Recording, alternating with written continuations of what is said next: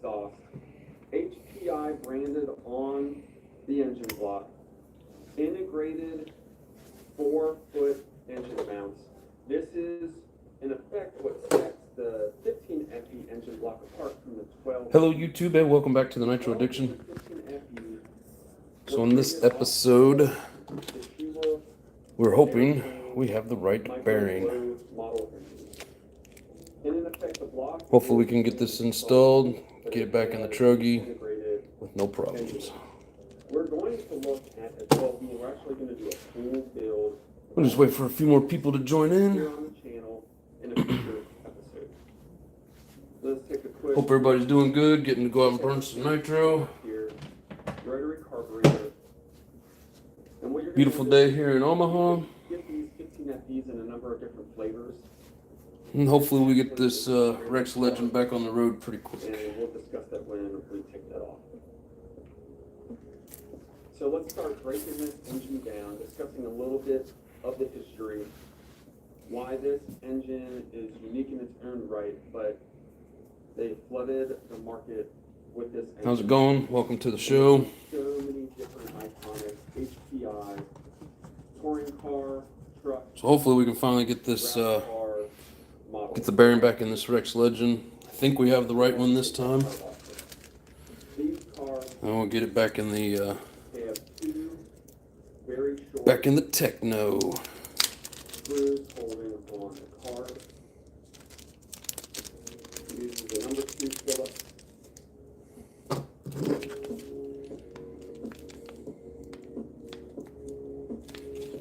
I think this one's gonna fit it. And the idea to hold the carburetor in was an idea.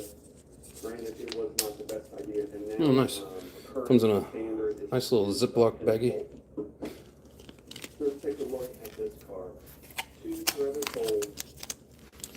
This is, In case anybody's curious, we're gonna install the ceramic Nitride Pro Series. on the stock car A2RC, what is going on, brother? as well. That's funny. I just happened to put you on the TV tonight, buddy. Carburetor uses a 4.6 millimeter bore. This So like I was saying tonight, 5.4 or 5.5. I think we have the right bearing this time. Hello, baby doll, how you doing? And we're gonna get the old Rex Legend This is a standard butyl flat back in back in commission.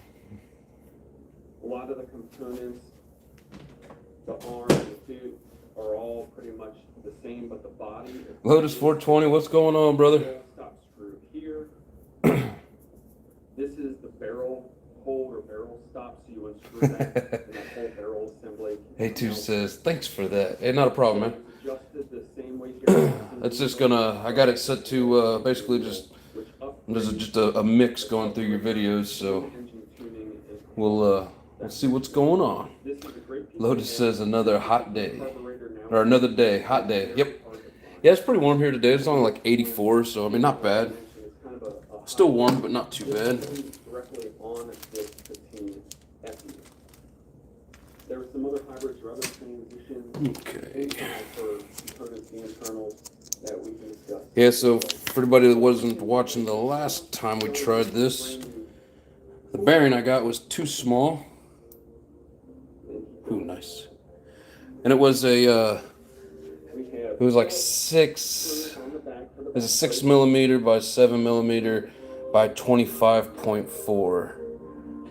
And it should have been a 25.8. Let's see if this even says it on there. this off. If you're not familiar with this engine, I can't tell what that says. particular.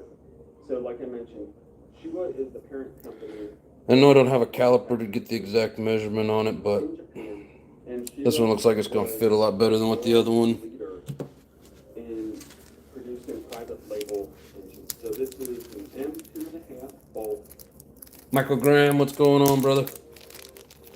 Looks like it's a 6 millimeter length.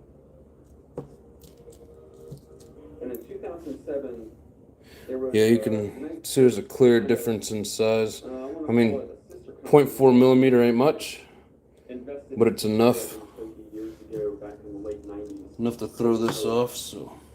And as of 2000, And, you know, it didn't want to fit in there. It was loose.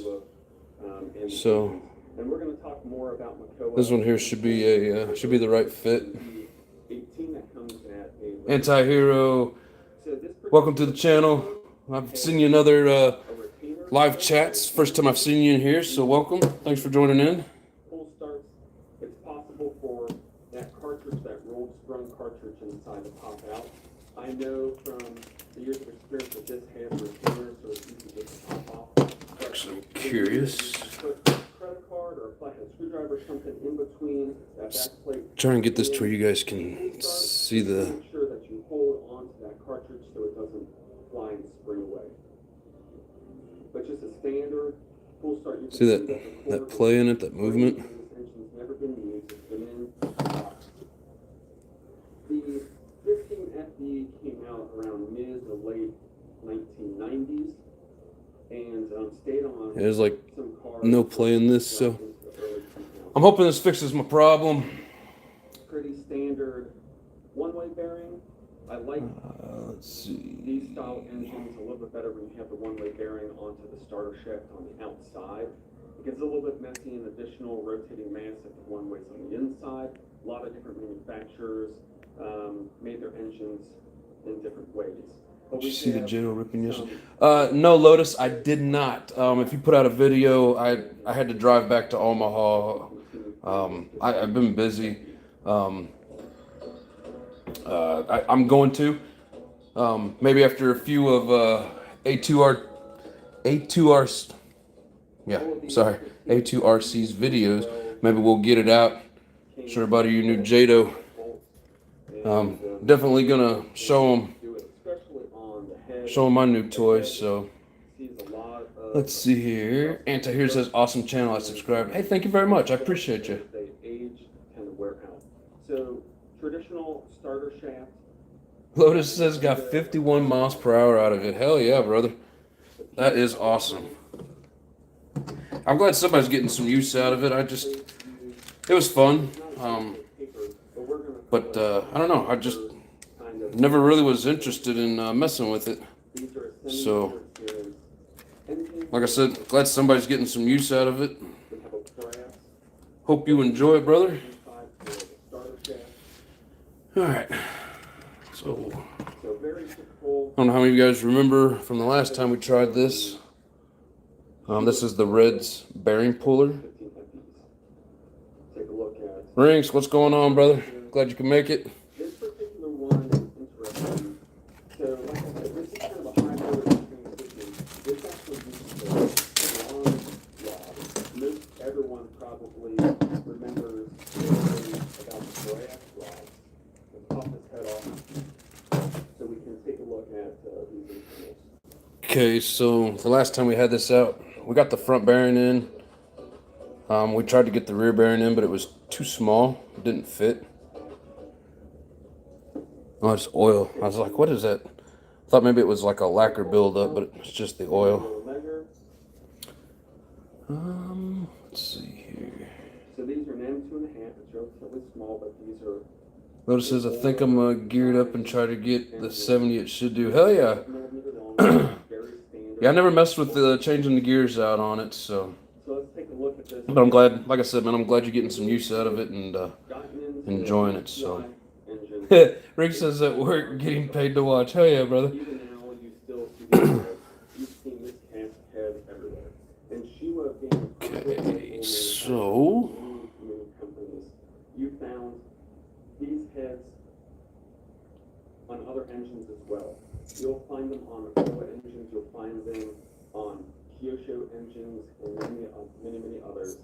And they literally are the exact same cast head. Extremely functional, definitely not pretty, but HPI came out with these very beautiful, all billet CNC machines, purple. Put just a drop of oil in here to make sure The 12 and the 15. Make sure it has enough lubrication. They actually have one more rib on it. I'm not sure if you're aware. And it's important to know the differences. Maybe we'll get a paper towel out of the deal. On these heads are a little bit different on the 15 to 12. Has the smallest gear set on. On the 12. Yeah, I never did much research with it. I was going to and see what all I could do with it, and Like I said, I just lost interest, so hell yeah, man. Iconic purple I want to see you get some good high speed out of it. on that later episode for the 12. Okay. So we have one head shim.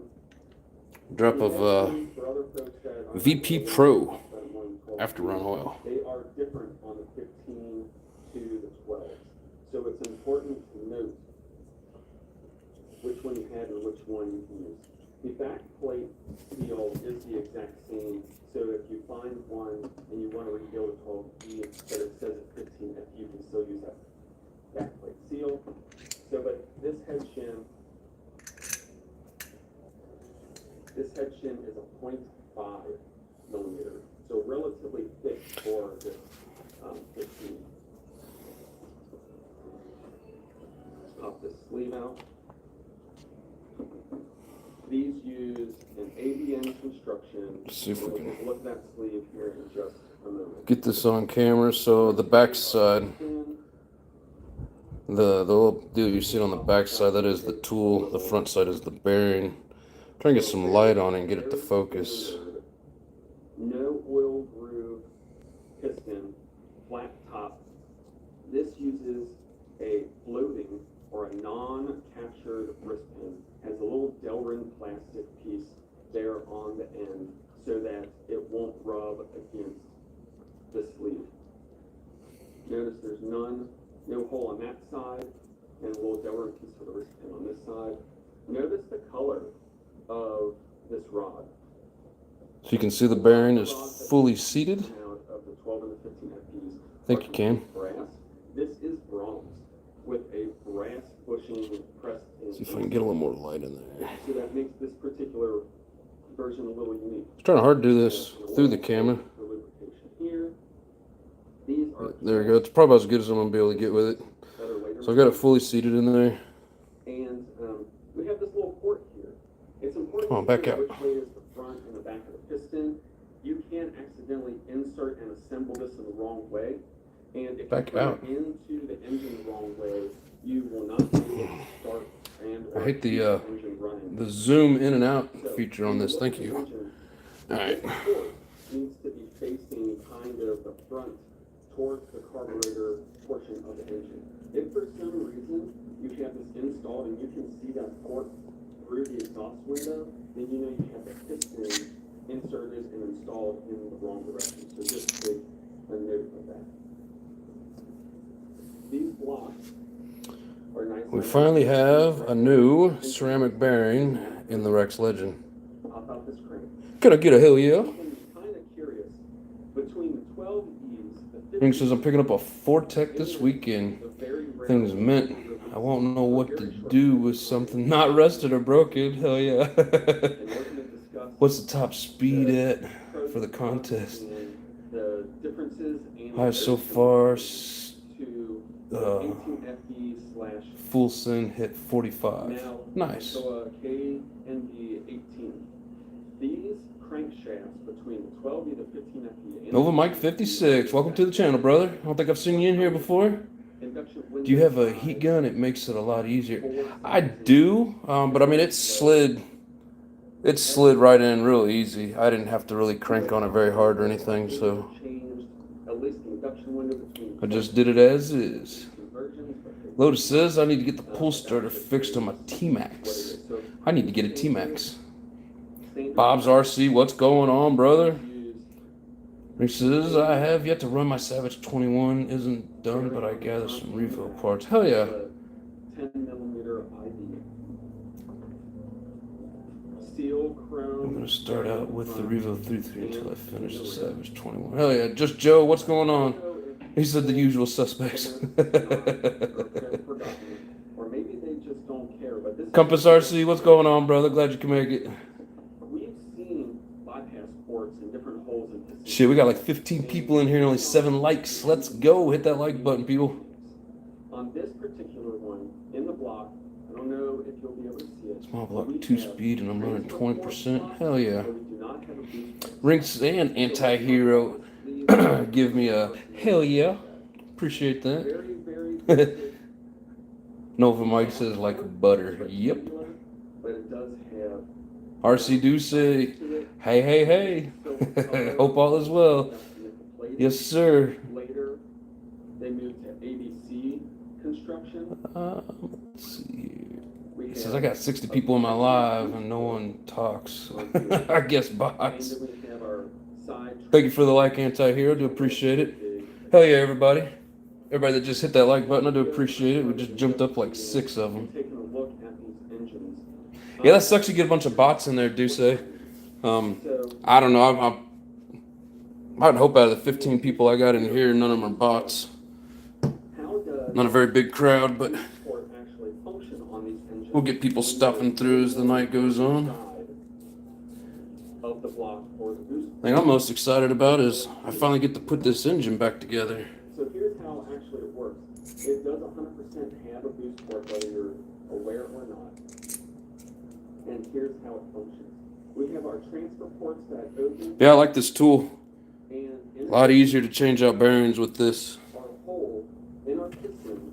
So anybody interested or curious and The way this works, trying to make up their mind, there's I like it. Works pretty good. I'm not saying it's better than any of the others or any worse, but this port opens up. does a good job for me. So in case anybody's interested. Going through that hole, that transfer hole, and using in this open now window as a boost port window. Now, not all of these holes and pistons work that way on different manufacturers and different engines, but that's how this particular engine works. So this does. Bob says Saturday night, 4 a.m. I had to roll out of bed and hit the deck because some dude got capped right outside the backyard. Holy crap. In traditional engines, the airflow goes around and into the boost port and then into the A couple months ago, just right outside my apartment window here, SWAT team was out there for hours. And I was actually like videoing and the whole situation, and all of a sudden a flashbang went off, and I think it scared me more than the suspect, but I kind of jumped and hit the blinds, and it was pretty interesting.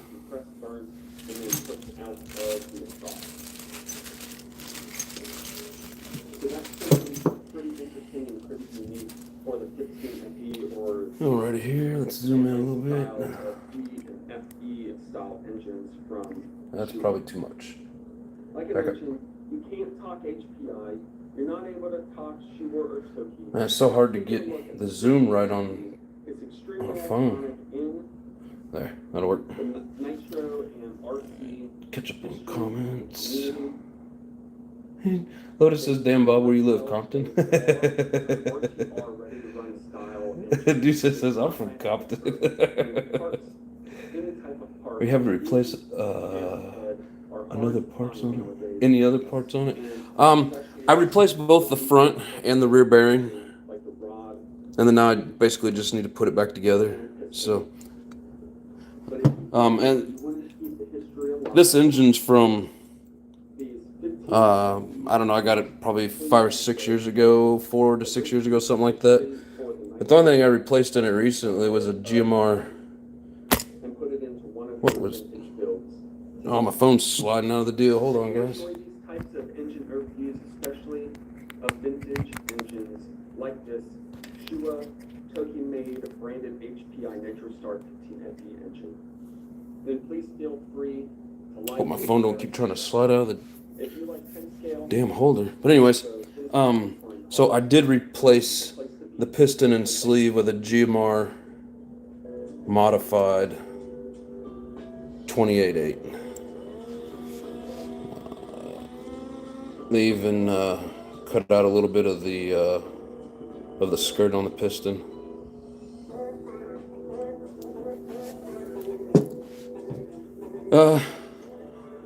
I would like to find a modified crank. This is just the original stock Rex. A little bit of rust on it, but this should be fine. I think it's rusted. It could be lacquer, or the buildup of the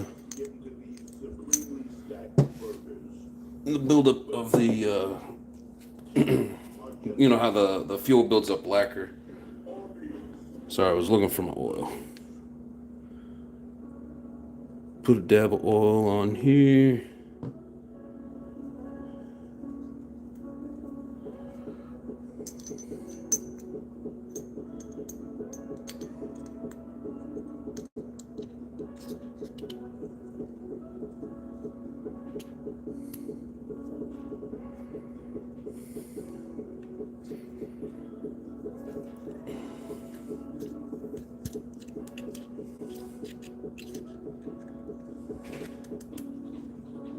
There we go. Still not fully seated, but put a flywheel on it and crank it down a little bit.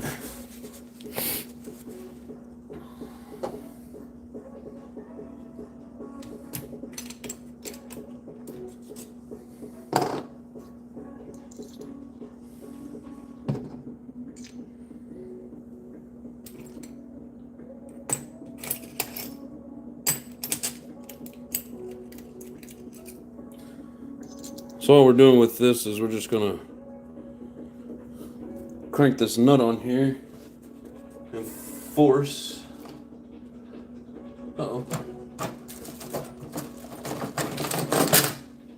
And force that that crank in there. It's only got like maybe a millimeter to go. Just want to make sure it's fully seated. Yeah, let's see if you guys can see that. It's fully seated on that bearing now.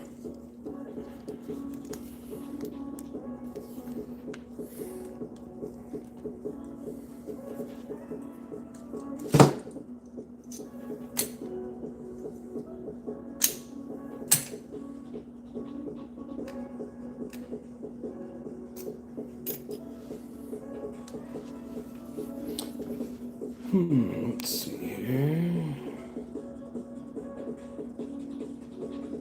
Pop says crime here is up like 200%. Holy crap. Compton, it would have been in the front yard. What'd they do? Get hit with hockey sticks? That's some funny shit, Ricks. They get you. Can I have your fish?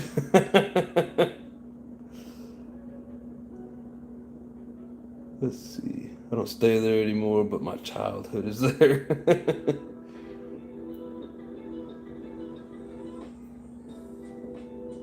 See, I live on a golf course. If you hear a loud bang, someone shanked the ball.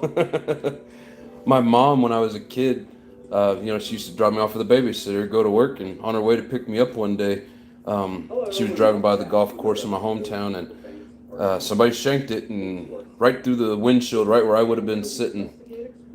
So, kind of lucky that I wasn't in there, but let's see. Maybe all of them not bots. I've got 30 plus subs so far. Hell yeah, brother. What's up, Corey? How you doing, bro? G 3.0 18 size engine. This is a brand new engine. Corey says, hi, Janine, missed the lives. Well, we only did one. That was last Monday while I was on vacation. Are you saying you missed it, or you missed watching my lives? Fireworks were fire, though. Thanks, brother. Sorry we stole them away, but glad you liked the show. I'm sure it was a much-needed family time. Oh, yeah, it was a great time. It's fun hitting lots of golf balls with my lawnmower. Those things fly. Brent, what's going on? He said, bro, is back doing lives. Hello, Nitro Addiction and Nitro family. Hell yeah, man. Thanks for joining. All of these ready-to-run style force engines. Glad to be back. So, I'm trying to remember how many tanks we have in this now. I mean, it's probably 20-ish tanks. You can see that shiny ring around it. I mean, this thing still has a ton of pinch. It's tight. Let's see. We have the 3.0 little logo or label here on the inside exhaust portion of the engine. Notice these use the engine mount flange. Let's see. So I want to make sure we got Flange, sometimes called no integrated. plenty of oil in there. Here we have a carburetor. It's a rotary style. We'll take a look at that. And like all of our engine overviews, Plenty of oil in there. pop off that back plate. Take a look at the internals. Take out the head. We'll get a drop here at this little oil port. So these pinch bolts, these use a standard 6mm pinch bolt. Take out the carb here. There's no O-ring down inside. This carburetor is almost a fully composite style carb. On the casting here it says HPI. This is Hell yeah, that was kind of easy. we have our high-speed needle. It usually takes forever to get that damn thing lined up. There. The low-speed needle here is on the mixing cone side of the carburetor. This uses two different O-rings. We have one down there on the neck, and we have one up there. So that's a little bit nice to have two different seals. Rotary style carb. Let's go ahead and measure that bore down inside. So this is a 6.5mm bore. Definitely not a war legal kind of carb size, but it's not a race engine either. Standard butyl kind of dust cover or boot. Our idle gap adjustment or needle there in front of the carb. So just a standard kind of carb, but it is relatively big bore for this 18 size engine. Let's go ahead and take off this back plate. Oh. Piston and sleeve is successfully For the bolts on the back. installed in the Rex Legend.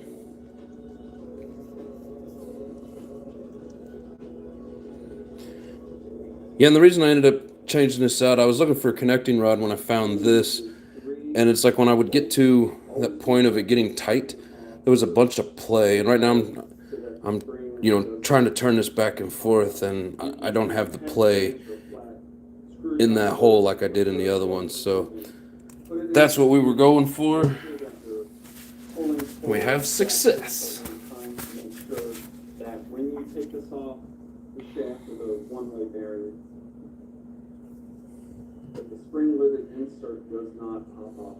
Now these style have a retainer, and so it's not really able to pop out, which is great. But it's always good practice to try to do something to make sure that that retainer spring does not pop out of it. Piston is up. So this style has the one. I feel like I'm forgetting something. Outside of the back plate. I guess the only thing that I would be forgetting would be a little bit of Loctite on those back screws. Give me 1 sec. Always curious. This starter shaft is a 6mm starter shaft. There are some engines, especially some vintage engines, that have a different diameter shaft. Go ahead and take out these back plate bolts. Man, A2RC always got some really nice engines, no matter what size they are.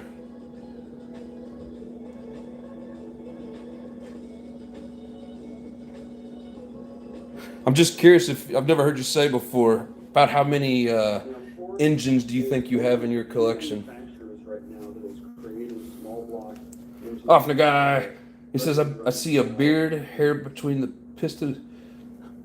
Really? You messing with me? On a next engine overview, and the back plate that it uses and the full start is a little bit different. I see a beard hair between the piston and sleeve. That nitro bug, what's going on, brother? Glad you could make it. Between these force engines that are all in that system family. So the starter shaft Lotus has got to go cook some dinner. All right, buddy. pretty long starter So at least it shaft looks. there itself. This style, all these style force engines use a little ramp inside, and then hold. We'll show you I the see pin pitting with and the scoring. spring Where? inside, that when it rotates, it holds on to that pin, and it'll help to start and rotate that piston. Fuel and air mixture will ignite it and continue to spin. It acts kind of as a... I'm not sure what Lotus was talking about. There's no the other way. pitting and scoring. That's one little tiny black spot there on the piston. Once it goes this way, Those aren't really score marks, or not. Rotate the crankshaft. I mean, they don't. I can't feel them. Take a little look at this backplate. This design is a little unique. It's a semi-interference engine. We have our flat here. It uses a butyl O-ring seal, which is great. No paper or plastic gasket on the back side of the backplate. So I think Lotus is seeing things, but I do appreciate trying to help. you have another flat here on this Let's side of see. the backplate. This I don't know what you're talking about there, off my guy.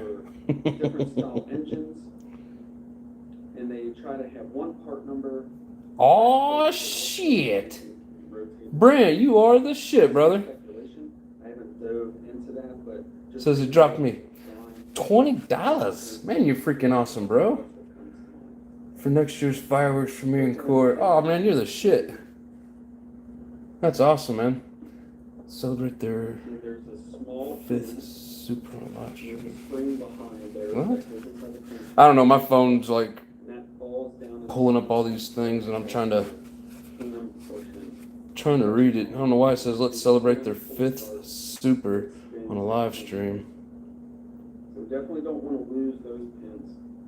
Down inside. Oh. I don't know, but I do appreciate it, Brent. You're the shit, buddy.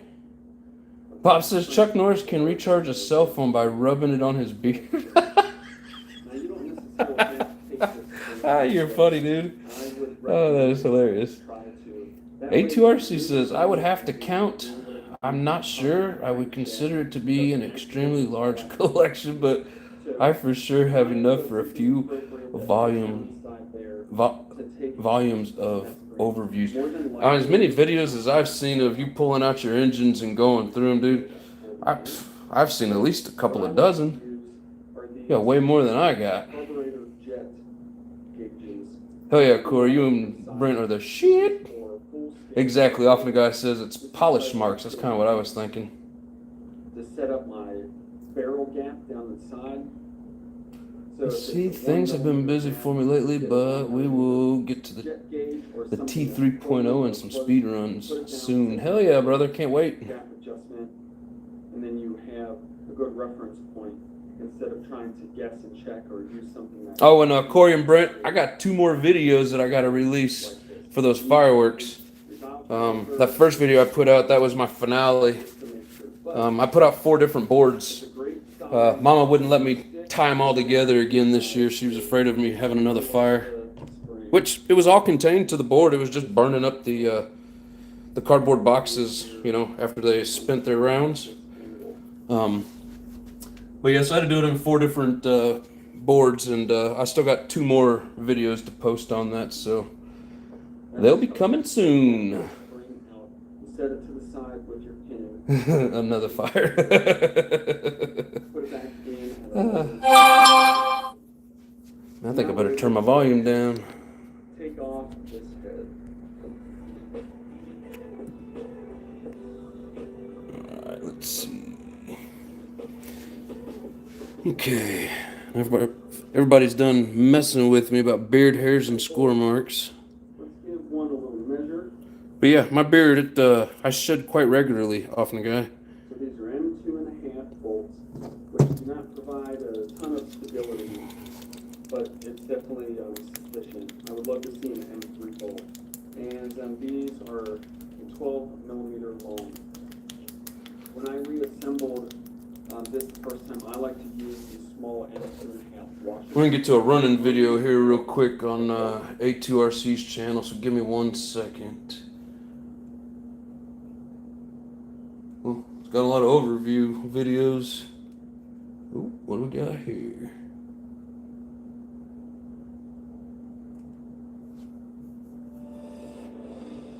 Oh, I think that's a short.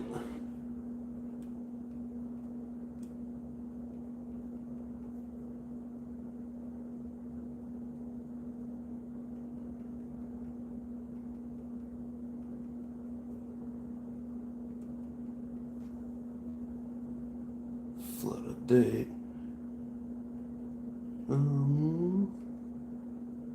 So I'm trying to find a good running video here on A2's channel.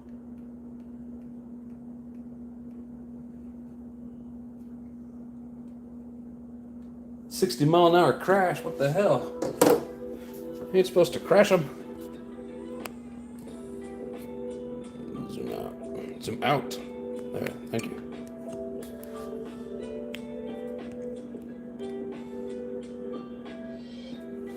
There you go, A2. Everybody check out A2RC's channel if you haven't already.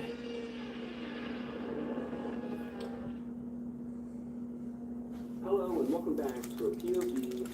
Man, one of these days I'm gonna get me one of them on-road cars. Them things are Here sweet. we got the carbon fiber basher RS4-2. We took a look at this the other day on the overview video. It's like every time I find them for sale, they look like they're in such bad shape. This is a custom blend of 25% nitro, 10% oil. We've got another vintage Spectrum DX3 radio. The receiver is an SR3000, and this is still a 2.4 gigahertz radio, similar to the other one. The only downfall to this with the predecessor is what I had on the purple RS4 that we've seen. It has a little bit longer range, but so far it's been okay. Sometimes when there's underground wires, there's a little bit of interference. But as we continue to go through these episodes and throughout the years, we're going to continue to update the rest of the fleet with some Futaba gear and continue to make it just that much better. Today we've got the T3.0 and the carbon fiber basher. We've got our trusty DeWalt portable heat gun. We're going to warm this up. We're going to get her started. Ah, he's got the DeWalt. She has a pull start on her, but when you got the bump start, Everything I got's Milwaukee, so I went with the Milwaukee heat gun, but we're going to the races. same thing, and they're both just as good as the other.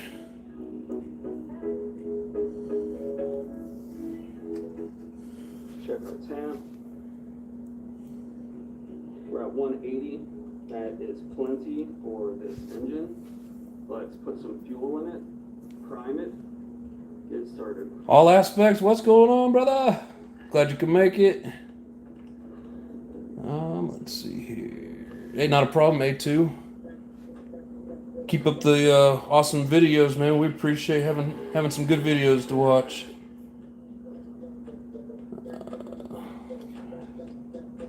If you're not aware, just because Compass, you got a ridiculous amount of engines. What'd you say, 30 or more? I'd say I'm probably close to a dozen. Not 100% sure. Getting ready to turn it off a little bit. How about you, my friend? Perfect startup. That's a fresh, cold start. Getting the 34 just warmed up. A2RC says both are great, but a good portable heat gun is a game changer for anyone considering one. Yes. I mean, there's a lot of brands. They're all pretty good. But yeah, portable heat gun, like you say, that is a game changer, because then, you know, you're treating your engine really well out on the road. It's like before I got mine, you know, I could heat it up and treat it good at home. But if I was going out to run, you know, damn, I'm throwing the screwdriver around.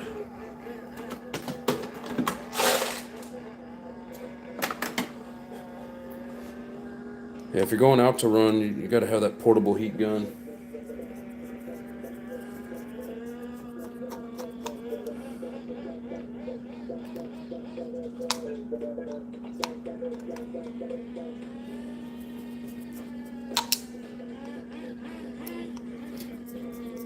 Yeah, too, we got a lot of flooding going on around here. I live by the Missouri River, and there's a lot of flooding. I'm just curious, are you still getting a lot of rain where you're at?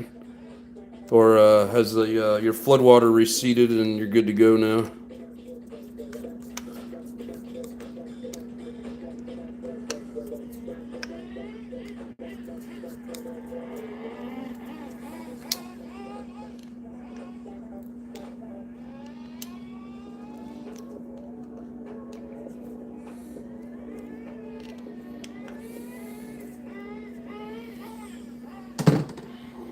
All right. Our back plate's in there. Nice and smooth. Nothing rubbing anywhere.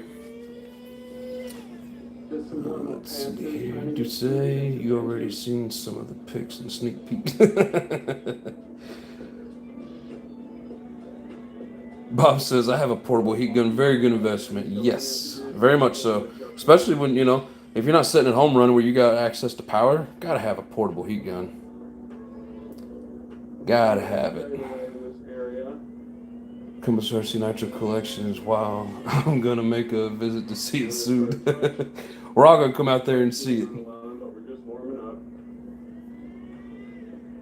Tune's a little different, but has plenty of oil. You still talking about your off the guy? You still talking about your the one you were talking about running earlier? Shit, I can't remember which one you said. The works. 26 lived it until my one-way bearing just went one.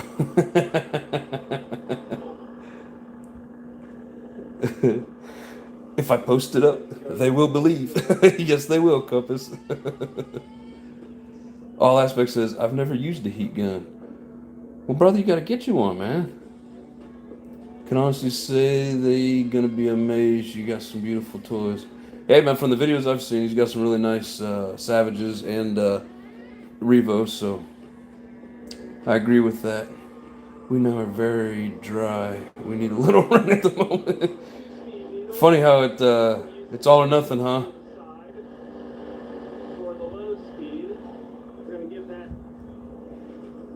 Like I says, yeah, I ran it in mine before because that's what came with it. I didn't have any issues. Oh, you're talking about, was it on the 26th or something? I don't know, I think I missed some comments. Sorry, I probably sound like an idiot. We're gonna hit a little bit of fuel cut with that half a turn that's a little aggressive. I think it will be fine in the 3.3. I don't got much of it anyway. Oh, that 33%. Just trying to use a lot of this fuel. Live got it all. Gotten all these deals. Yeah, man, if you get them in deals and, you know, you got the fuel, might as well use it up. Let's see. I have to use a heat gun. Even my head one will not allow us start on my new OS engine, dual motor starter box even. Yeah, man, those engine heaters, I don't know the exact temp, but they don't seem to get real hot. So I tried a couple of lives with mine, and like it was running my 3S battery down, and I could barely even hit like 140, 150. So I don't know if the heater was going bad or what the deal was, but Offner guy says, yeah, gonna run the Offner Ultra Comp with the B6 B7 Works engine. Nice. Travis, what's going on, brother? When did heat guns become the norm or even needed? Rinks is back. I don't know. Probably here in the later years as material has gotten lower quality, I guess you could say. Aspect says, I didn't know I needed one. I want to trigger your buggy so bad. Yeah, I really love the buggies, but truggies are badass, and that's why we're getting this engine here ready to go so we can get it back in the truggy. So it's maybe for a high-end engine, possibly. Yeah, and you know that's. I'm not gonna say that the engines that I have now are top of the line, but you know I've got some decent engines. I want to keep them. You know, keep them running for a long time. And yes, like Bob says, with race engines that are really tight, always you need a heat gun. So yeah, if you're using like an RTR, you know, something where you can pull it over, you know, you may not need a heat gun, but man, some of these higher end engines like this here, I would never get this through there without heating it up. I mean, it is really tight. There is no turning this over without heating it up.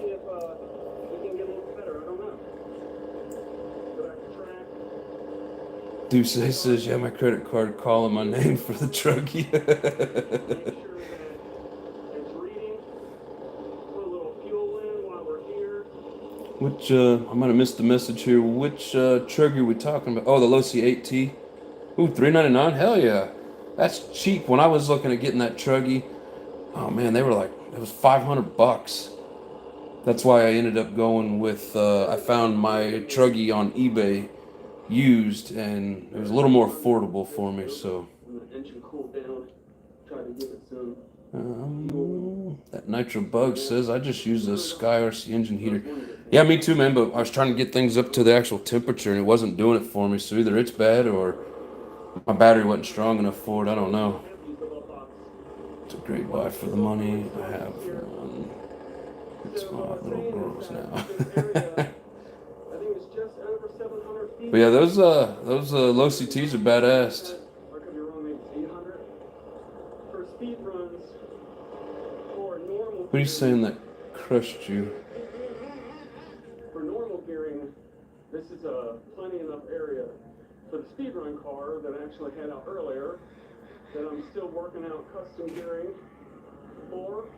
Not for sure. Let's see, heat guns have always been a good idea. Like a lot of things they started in racing, heat is a must-have for longevity and really helps with break-ins too. All Aspects says, oh, okay, well now I need one for my Pico race engine.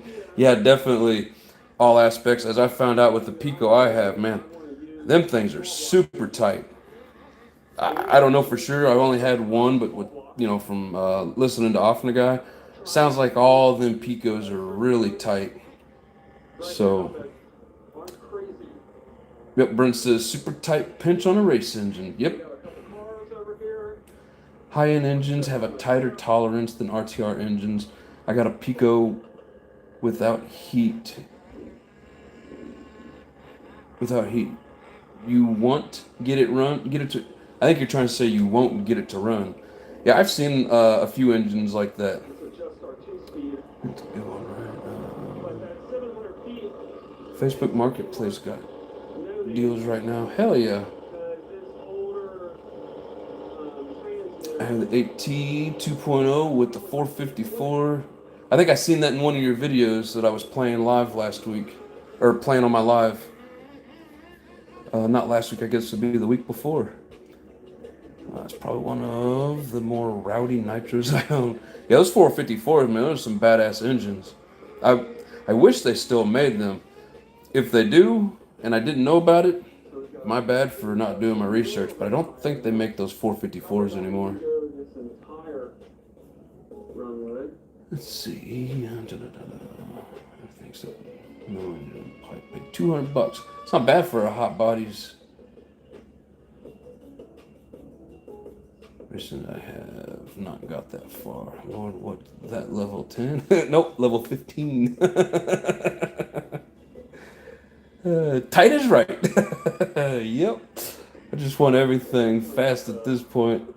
I hear you, man. It's like when I remember way back in the day getting into this hobby, it's like, man, I want one of everything, and I couldn't afford any of them. So I didn't get one of everything like I wanted, but I tried. All Aspects says I'll be going to Harbor Freight tomorrow. Man, they got a good one there. I think that's where's my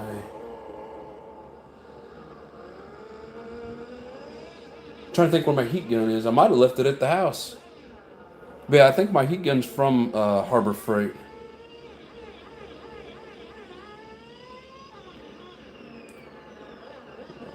Let's see here. Off the guy says, do say it comes with a 14 tooth clutch bell, so it's rather slow but tough as heck.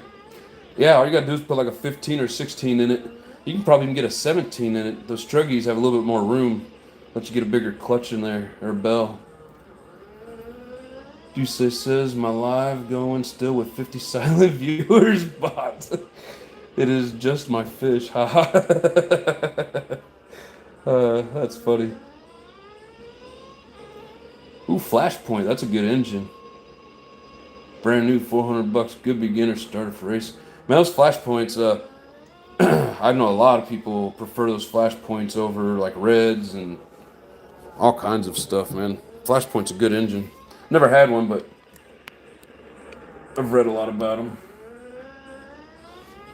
My phone holder didn't want to hold my phone anymore. Often a guy says I have a 427 engine. Like that it came locked down. Got it in a lot of engines. Can't find parts for it. Yeah, that sucks, man. That's why I hate buying some of them older vintage engines, man. Some of that stuff's hard to find parts for. The tighter, the better. 450 mile an hour chuggy. What's my different to go? Not sure on that. Chuck Norris doesn't need a heat gun. He rests his sack on it for 10 seconds and it's good to go. That just sounds nasty. But that's funny.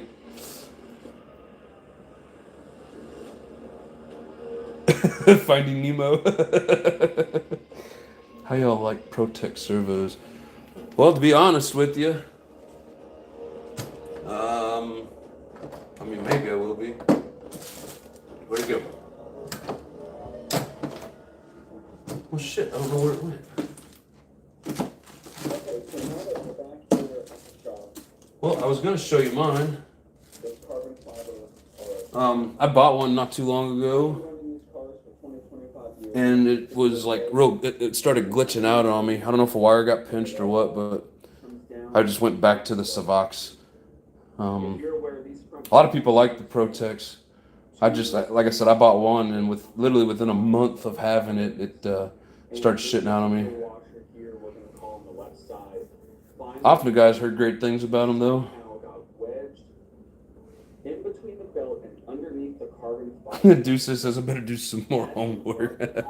So, one thing to remember, The belt completely when you make your car faster, you also have to wedged under make your car handle that speed. that was stuck in the carbon fiber deck. Bob says I love Savox. Yeah, that's one of my favorite brands.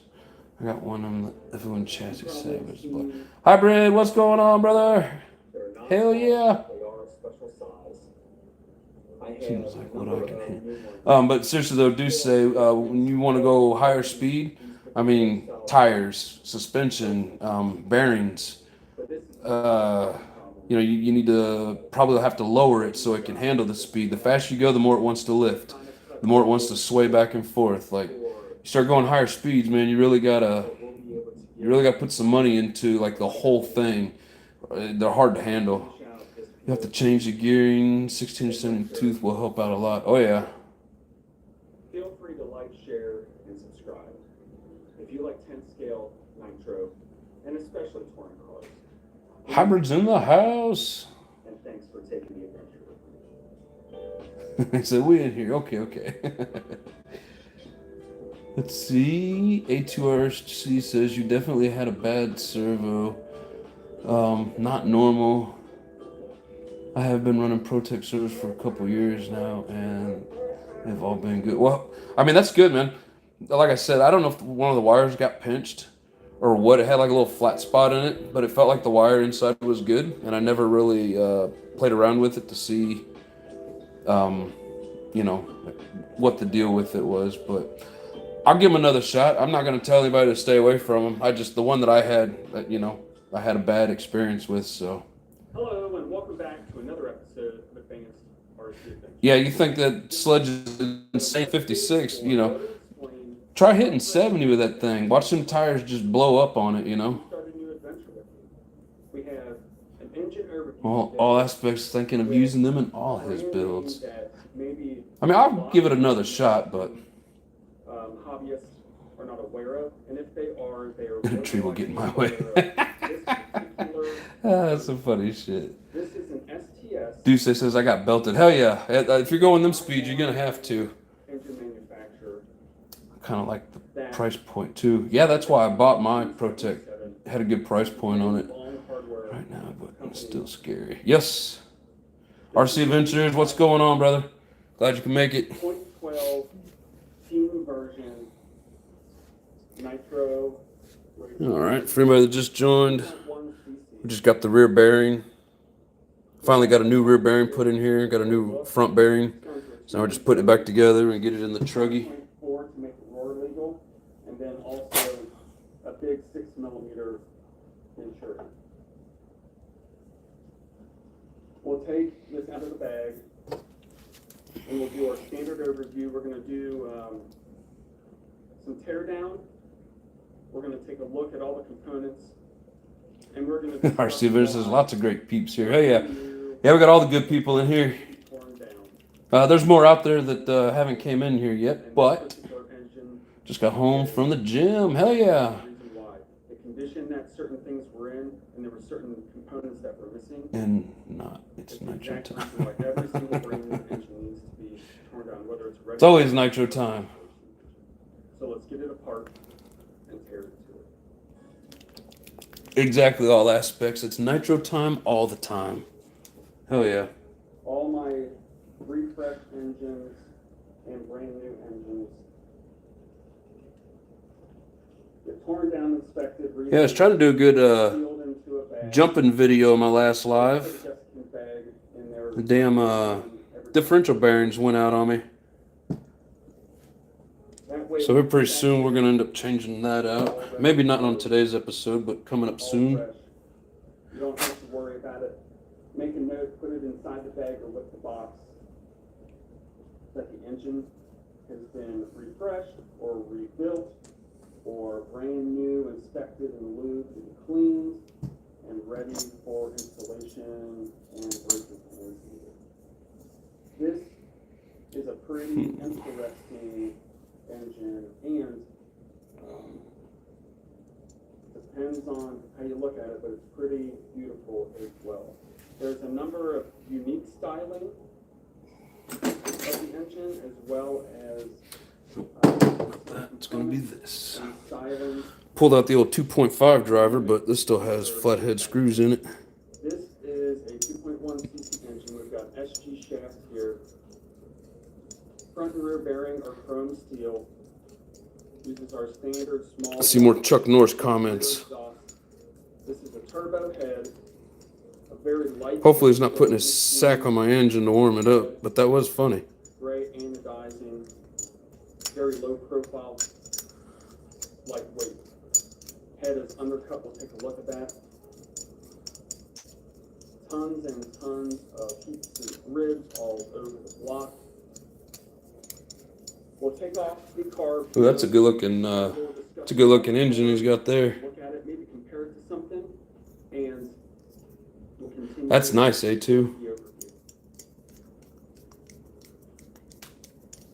Right out of the bat, one of the first things that are relatively unique is the pinch bolt. The pinch bolt itself is solid brass, which is not very common, especially today, and it uses a lock washing nut here. The other non-common thing is that a traditional 12 uses a 6mm. This uses a 5.5. If you're not aware, a lot of your standard wheel nut wrenches from HPI and others. RC Adventure says, I like Reefs servos. I've never heard of them. And that works perfect for this particular job. Often guy says, I have nitro cologne. I tell you what, man, I'd put it on. I mean, it isn't going to pick up the ladies, but it's going to make me feel like I'm getting to burn some nitro. Sorry, Mama, don't be mad at that. I'm not trying to pick up ladies. So, some of you that have been I've got an awesome lady. in the hobby for many years, Oh, beautiful Mama. I was just saying in general, it's not going to help anybody pick up the ladies. Similar to another car. Might gain you some nitro friends, though, because if you smell like nitro, they may want to come hang out with you and burn some, you know. But this carb is a 3-needle carb. We have our high speed here. All Come on, get in there. Construction for the inlet nipple and housing. Low speed here, a full brass ball stud. And the third mid-speed needle for the mixing. Man, I hate flathead screws when you can't find that slot. Kind of shiny, semi-unique XPS badge here on the front. This might look composite, but it is not. We have an all-metal core, and this is all one piece. This is all one-piece metal. It's There all she is in all her glory. So it does look like it's composite, but it's not. Can't wait to get out there and fire it up and Screw is right here. find out if that changing out those bearings solved my tuning issues. Alright, let's see what we got here. Deuce says my neighbors are starting to not like my nitro time. I just say hi like I'm not making noise. Aspect says Reefs is hella good too. Hell yeah, I have to look into him, man. When Chuck Norris farts, it smells like nitro being burned. Oh, that's crazy. Two is on hot body racing. Yeah, I've never heard of Reefs. I'm gonna have to look into them. Nitro Bugs, I just picked up a Savox brushless servo for $65. That's a damn good price, brother. Is it high voltage? Or just brushless? Finding out the speed of that trigger, I'm not wasting my time. I want something fast out the box. Still a very current kind of technology engine, even though it's about 9 or 10 years old. It's looking like regardless of the facts, I'll be changing some gears. Yeah, I mean, some people think you can tune an engine to increase your speed. The only thing you're going to do by tuning that engine is getting max power out of it. And then it's going to power through whatever gearing you have, and you're going to go the speed of whatever those gears are. And yeah, I mean, some engines will spin a little faster than others and may give you a little bit of speed, but for the most part, you know, it's where your power comes from. Your speed comes from your gearing. So definitely, if you're trying to increase your speed, always want to make sure that you're doing it with your gears and not trying to do it through your engine. Only thing you want to do with that engine is just, you know, you want to just have the power to get through those gears. With being this is a metal body, that idle screw is a little bit longer, and the middle feature is a little bit longer. This cap for the mixing pin and the third speed needle is cut out here, which is a little bit different. The composite one for the 12R XS does not utilize removable maturities. And something to note that makes this a little bit better than... Let's see. STS made some great race engines. Some of the RTRs had issues, but the race engines were pretty nice. Oh, okay. So that is an STS engine.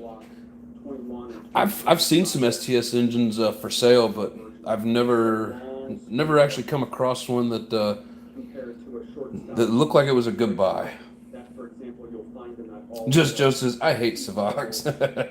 Sorry, they're just noisy. I mean, you know, some people like the noise, some people don't. That's why I like Nitro, because I can't hear the noisy servo over that engine. But no, man, it's all right, man. Everybody has their opinions. It's all good. Reese is out here in Cali. They do a lot of scale and trail RC applications. Bob says a friend with Nitro is a friend in indeed. A friend with weed is better.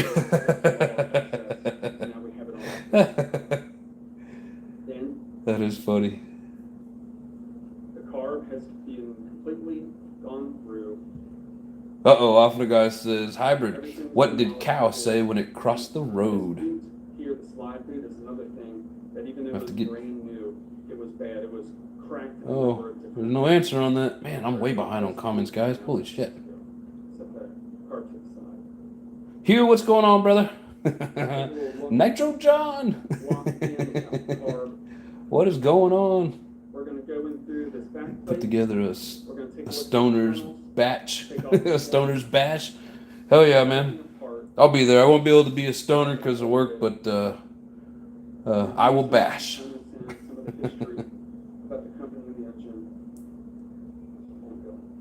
So these use an M2.5 bolt on the back plate. Rick says some funny shit. rebuilding the shocks on the Savage 21. 6 down, 2 to go. Fuck my life. Yeah, that's the only bad about 8 shocks on these monster trucks is when you got to rebuild them, they're a mess.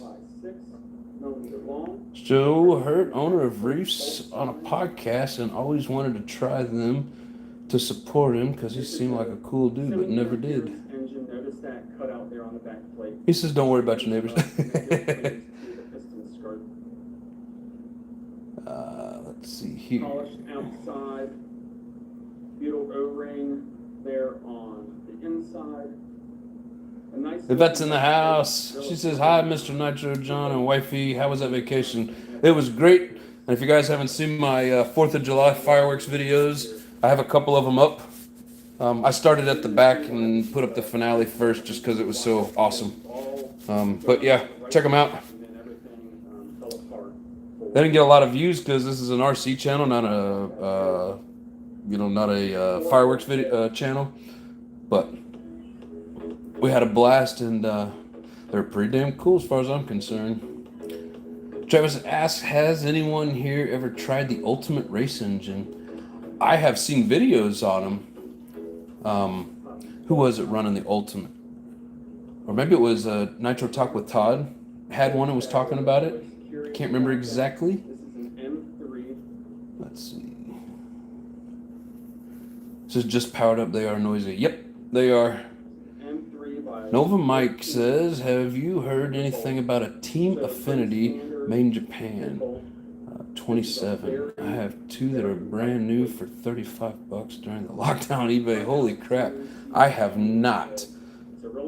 But man, if they turn out to be good engines and you picked them up for $35, can't beat that.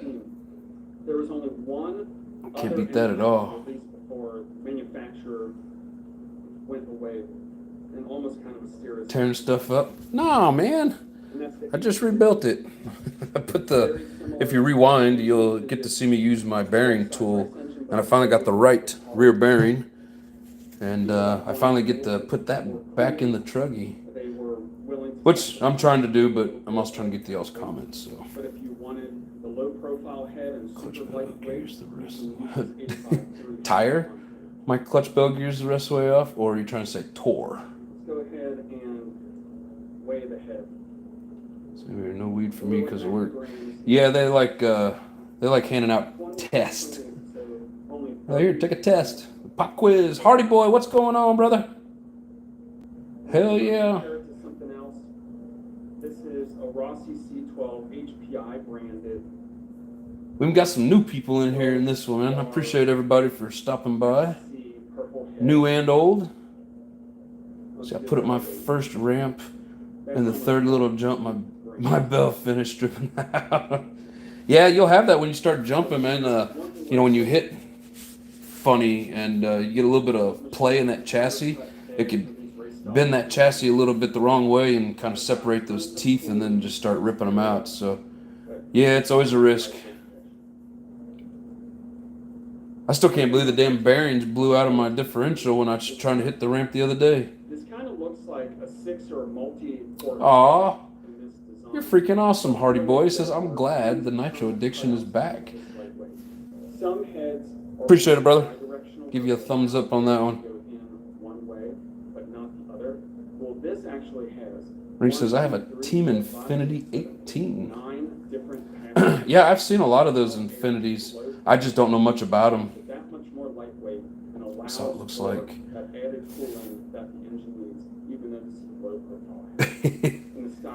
50 in the fight. Were you trying to say 50,000? Hell no. That's way out of my league. But it was a pretty chunk. That's why old Corey and Brent, they're awesome, hooked me up with a little bit of next year's fireworks spending.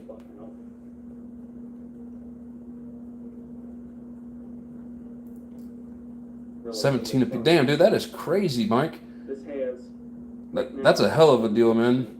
How you can turn around and sell those for, I don't know what those Infinities go for, but I mean, if you get $100 for them, shit, that's a hell of a profit. AB and aluminum, brass, nickel. Sleeves, rotary carb, all the stuff you don't want, but I rebuild it for like $15. He says tour. Yeah, I know you meant to say tour, not tire. It was still funny though. Mike, want your money back? That's funny. Hardy Boy says the fireworks show was real nice. I can only imagine what it was like in person. Oh, dude, it's crazy, man. When you do something like that, it's kind of like running these nitros, you know. When you put stuff like that together, and I mean, it was, 500-gram cakes, 200-gram cakes, the little bitty 100-gram cakes, mortars. I mean, there's a little bit of everything in there. And when you put all that together, and it works, and everybody, everybody likes it and is happy with it, and then you're happy with it. Dude, that's a great feeling. So, yeah, it was really awesome. I had sparks coming off of that bell 20 years ago. I shouldn't have run.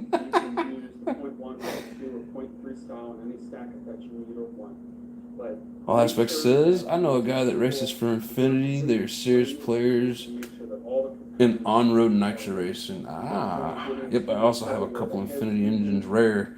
Your channel's probably where I seen them at, Hybrid. I for the life of me, I can't remember. I've seen so many videos in different channels. It was probably on your channel I've seen them, but I'm not for sure. Bob says, wow, can't believe a brand new Reds 521 is only $289. Yep, that's a damn good price. And the best part about those 521s, that piston and sleeve works in the R5R. I don't know how much difference there is in the cuts, meaning the power of it. I don't know, but eventually I'd like to get one to replace one of my Reds. I just haven't done it yet. He says, yes, been a long week waiting for a live. Well, I'm back. I'm back at it, guys. Appreciate everybody being here. Brent says, Hybrid, sorry about the HPI I drug you, but at least your ankles are still intact. That was close. I missed what had actually happened. I was doing time for my crew for work, so I didn't get all the details to that, but it's like I went back to looking at the computer screen, and he was just saying, yep, I'm out of nitros. I'm like, what happened? We had so much fun. We were nitro to a few rounds and destroyed the car, and we was still laughing about it. We had an amazing time. That is awesome. Yeah, I mean, whether you break it or have a clean run, having fun what it's all about. Of course, yeah, there's more smiles with less money having to be spent. Corey says, respect on the fireworks show. Even Chuck Norris on a can of Bush beans could keep up. That's a nice looking crank he's got there. Hell yeah. My baby doll says it was amazing. God, I'm annoyed with some things. All right, Duce. Do what you gotta do, brother. Family first. Close to San Francisco, and I used to go to Chinatown to get fireworks, but it's got dangerous now. The cops trying to stop the serious fireworks because of all the wildfires. Yeah, it's funny. We saw in the news where they're like, yeah, the local law enforcement told everybody not to be shooting off the big fireworks as they're flying over the city, and all you see is just big, huge fireworks going off. I thought that was funny shit. I already have an M5R GT Corsa Lunga Team Edition. I don't know much about that. Sounds interesting. My saying is beat the brakes off. This time it was beat the clutch off. But 289 is hard to pass up. That is true, brother. That's a damn good price for those engines. And if those 521s are anywhere close to the R5R, well worth it, man. Them things are a beast. Joey got taken out by XL5 wrestler. Oh shit! I see where you kept pointing at or putting that kid on the video saying, "You're the one that took me out." Oh shit! And it was an XL5. Wasn't even a brushless. It was an XL5.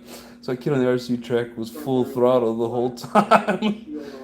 Yeah, sometimes it gets kind of rough running with people that have no throttle control and they're just full speed. No, just Joe, I don't think that's a sale. I think that's because I seen it a while back and I just thought that was a normal price. If it's a sale, it's been going on for a while. But yeah, it's hard running with people that are just full throttle all the time, especially when you're running together because you got to watch out for them, and then you're not watching where your shit's going. You hit the curb or whatever. He's reaching to pick it up, and it got hit. There's an extreme that might be hard to see. By an electric. Man, that sucks. I'm gonna break in a Vox Engines Auto V1 factory tuned soon. Man, a lot of engine names in here that I've never heard of. RC, you can't run one in a Savage. They don't come pull start. Well, that sucks.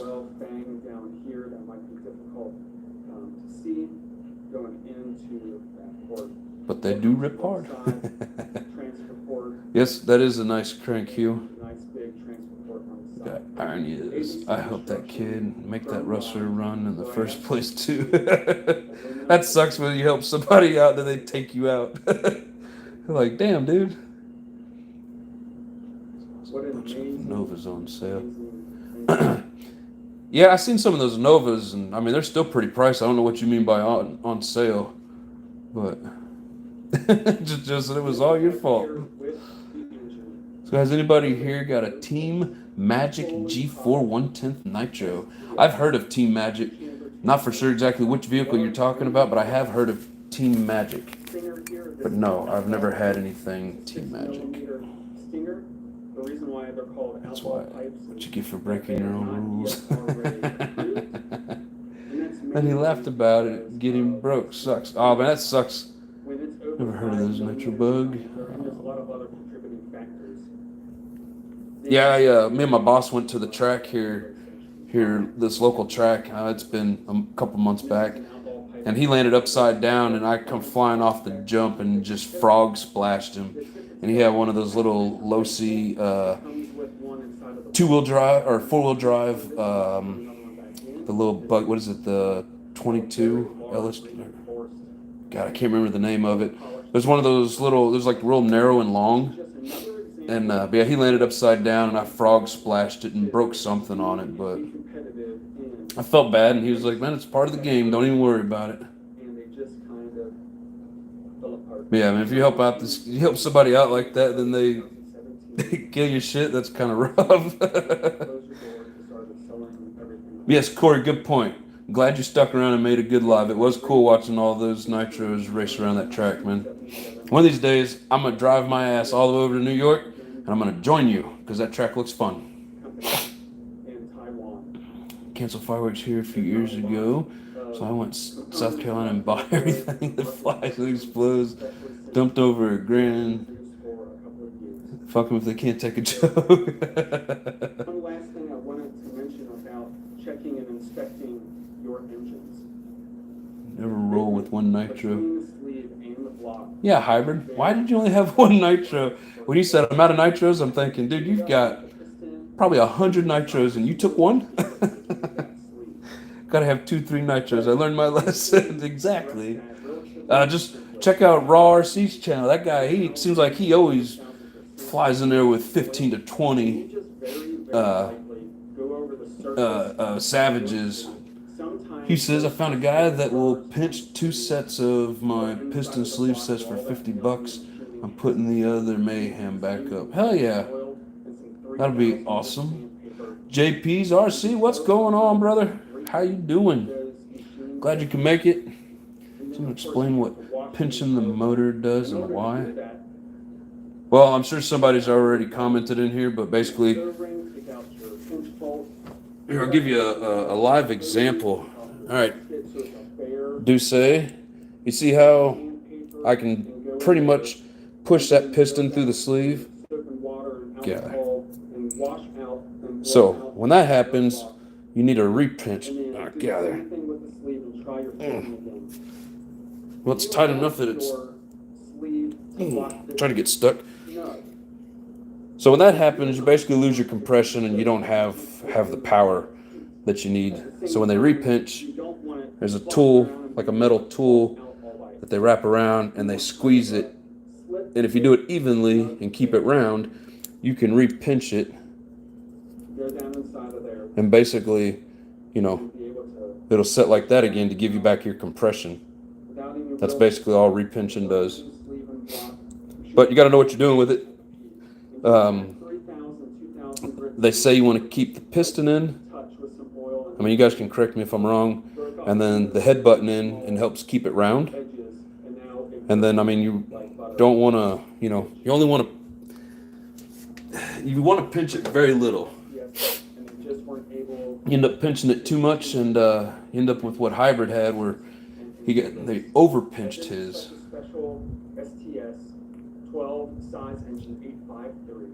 Comes out of your pay. Says I race a spec splash in the winter. Door banging is the name of the game. Times some races you come home with parts. Yep. All I got is parts. I appreciate that, Hybrid. He says, yes, man, you're totally welcome to come. The more Nitro Gang crew, the better. Hell yeah, we're all going to New York. Woohoo! I want to try a Mantis engines. I've heard of them. I don't know much about them, though. Mo Nitro, Mo Nitro. Yes, because I expected to be helping people all day. Yeah, I get you, man. I just playing around with you. We'll go for Taco Bell with Hybrid. Dude, that'd be fun, too. 100% down for that. I want a Mexican pizza. 11 things from Taco Bell. I thought they quit making the Mexican pizzas. Before it's hot like Texas here. Hello, and welcome back to another episode of Advanced. Use the beard power. Yeah, it's got a lot of gray in it. I don't know how much power it's got left. Man, the Nitro Gang always putting me up on game. I appreciate all y'all.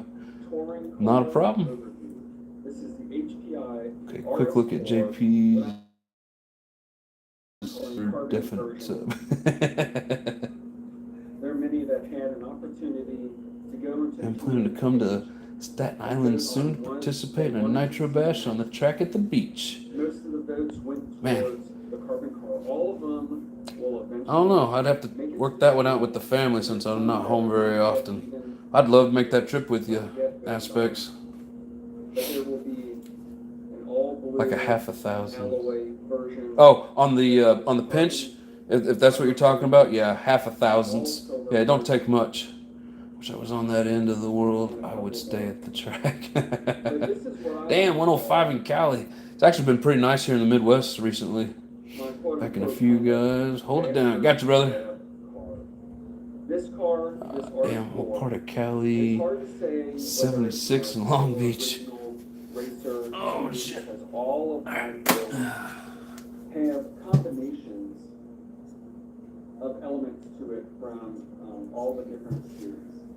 This is an Get a little dab of oil on this, just to help her out a little bit. Yeah, and the way that the bearing feels in there, and the way that the crank, you know, it's free spinning, doesn't feel like there's any play in it. I think that's going to solve my problem that I've been having with this engine. That's the hope, anyways. But it was all piecemeal together. All the individual components were purchased, put together, and let's do a little walkthrough here. First and foremost, come on, get out of the way. We have the HPI T. Pinch bolts in the way. I've had this engine on this build from the summer of 2001, around the July time. And for some reason, there weren't a lot of people, or at least in North America, that was aware that this T3.0 was almost a direct fit into these HPI RS402 chassis. Later, people started to catch on and was able to put on these T3.0s onto these RS402 belt-driven chassis, and it's a perfect fit. The only difference is that the flywheel, you're needing to use the pellet-style flywheel, which is not that big a deal, but you're not able to use the stock, and you use the word like slot or key-driven cast. I'll have to start getting like the some pipe cleaner. 12E and the 15FE and Yeah, so it's got the 41001, and it is the 51021. Super strong. Now, do I know what all that means? No. I'm assuming all them numbers tell you kind of like where the baffle is located. You know, what is it? I think if the baffle's closer towards the engine, it's more for speed, and if it's further out, it's more for torque. You guys can correct me if I'm wrong. Let's see, Brent, will they let my nitros in the overhead compartment on the plane? Yes, they will. Brent racers do it all the time. I was joking, but I bet you're right. I mean, they got to get around the world somehow, so. Moly Lube works great for that on the carb through. I don't have any Moly Lube. Careful with your O-rings. Yeah, I don't think that your holes down here you can, but generally speaking, if you stick with quote-unquote stock gearing, I don't think I hurt the O-rings, but good point. Setup guide and paperwork, you should have good or close silicone. mesh from. I'm gonna have to look into that. What brand is the air cleaner, or do you know? This 10 scale setup. These engines from What do you mean, what brand is the air cleaner? Are you want my filter or the oil? Or what exactly are you talking about, air cleaner? If you're talking about the filter, this is the one that comes with the Technos, the 48, 3 and 4, 0.3 and 0.4 series. Those are the air filters that come with that. But the OS 18 CVR edged out the T3.0. Thanks, Jay. This is a nice pipe, bro. A horsepower claim from OS we'll fill a bunch of mine. We'll fill a bunch of mini booze bottles full of nitro on the plane.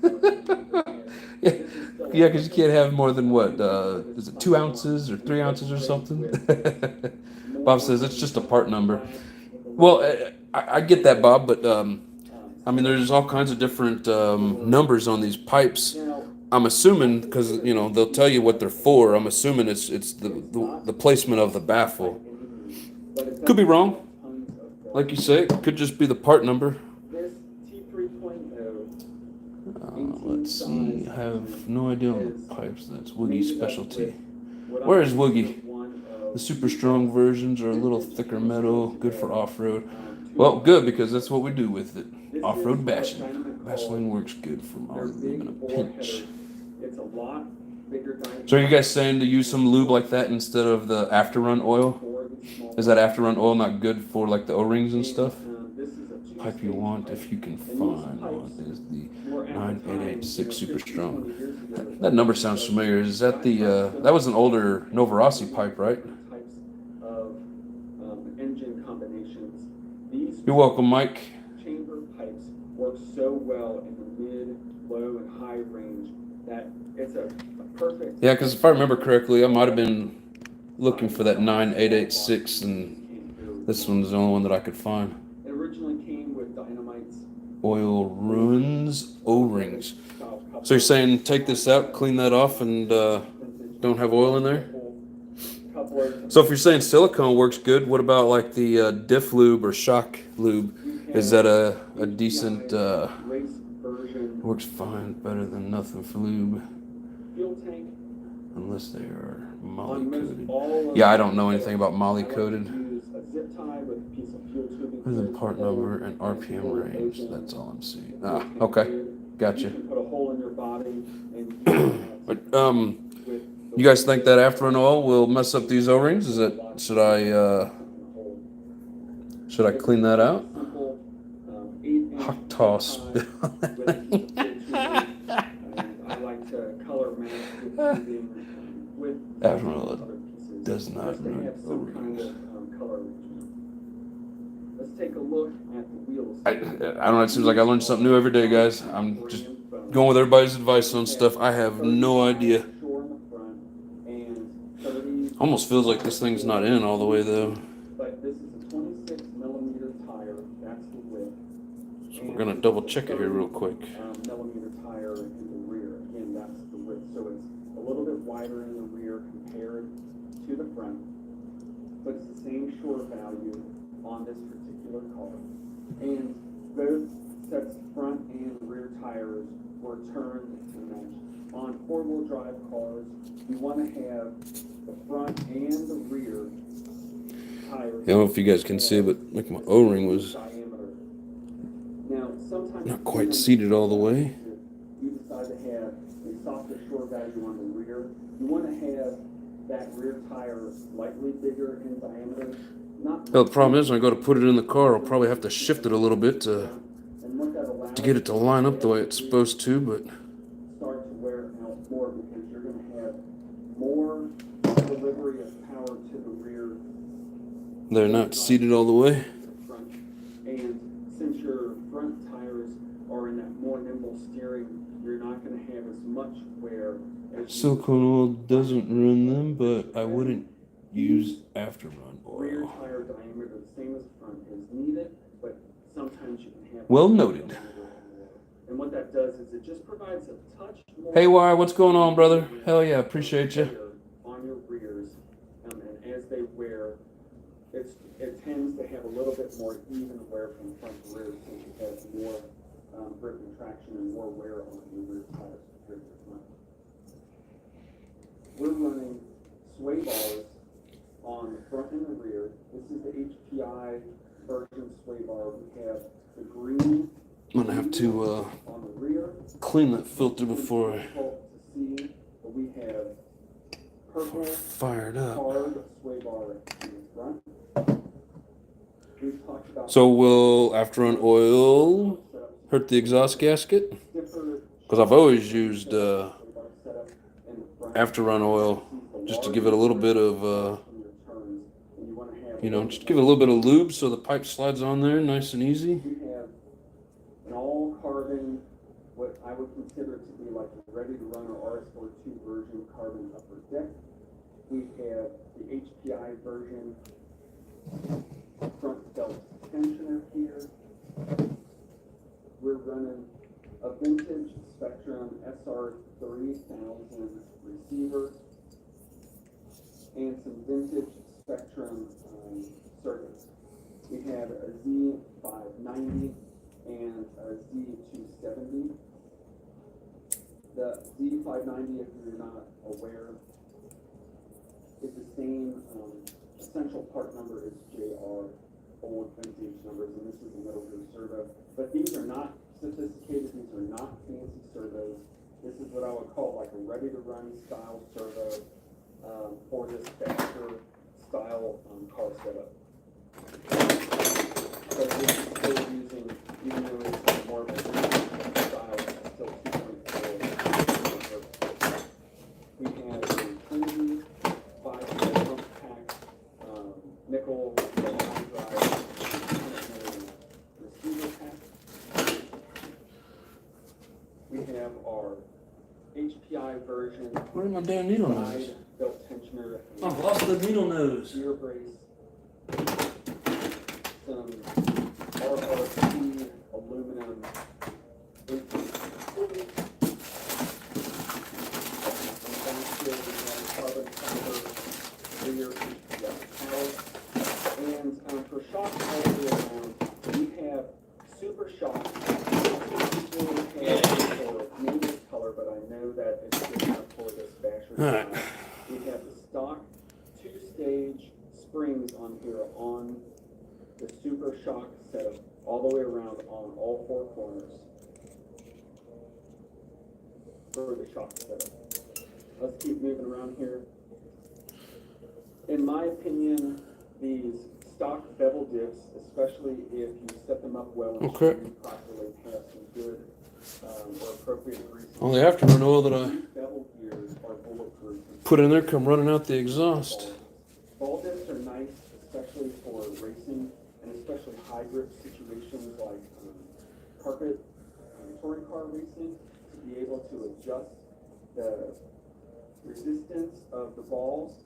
But for a basher style parking lot racing running, these bevel gears are bulletproof. And when you have a big engine like this T320 on a differential that was only designed for 1 horsepower, There, I had to plug the hole. I've put these things through the ringer, and they continue to allow the abuse to happen with outlet issue, especially with some relatively sticky short value phones. That they do great. I'm more worried about the transmission, especially the second gear clutch pawl, that cam arm that comes out. I'm more worried about the transmission than the differential itself. So I recommend using these bevel style gear diffs before ball diffs, even though a number of my RS4s have ball diffs as well. When we go to other chassis platforms, we will discuss ball diffs, and we'll even have in a later episode a conversation and disassembly about RS4 diffs themselves and going a little bit. These little Notice here, medium length springs are kind of a stock pain in the ass. camber links on the rear, and that's for two reasons. One, this is just a parking lot basher style, but two, in my opinion, from all of the different cars and adjustments that I've done, this stock setup gives you a 0-degree camber, and it works really well for these cars. We have the stock arms. You can put on your graphite upgraded ones if you want, but the stock arms work great, especially in this situation. Where'd it go? Provides enough rigidity, but enough flexibility if you hit a curve or something. Alright guys, I gotta get down on the floor to find my spring. Oh, there it is. Never mind. Carbon fiber Y brace here. Use a little bit of fuel line for the brake link to provide a little bit better brake response. For the air filter here, some may find important, but I like to provide a little bit of insight on why I do things. This elbow here comes with the T320, but I am not running the filter element that comes with the T320. This is actually Dynamite 10th scale version filter, There. pre-filter on the T320. Springs are in place. This elbow allows it to rise up a little bit higher over top of the servo. Everything's good to go. But I really like these Dynamite 10th scale filters and pre-filters. I just gotta find the clutch bell Gives you the oil as well as the pre-filter. and the clutch. You can run the ones without the pre-filter, no problem, but these pre-filters work great, and it provides a little bit of dark gray or black element to the build. The antenna here, Alright, looks like there's a lot of comments here. Let me see. antenna tube holder that comes with the carbon fiber Y brace.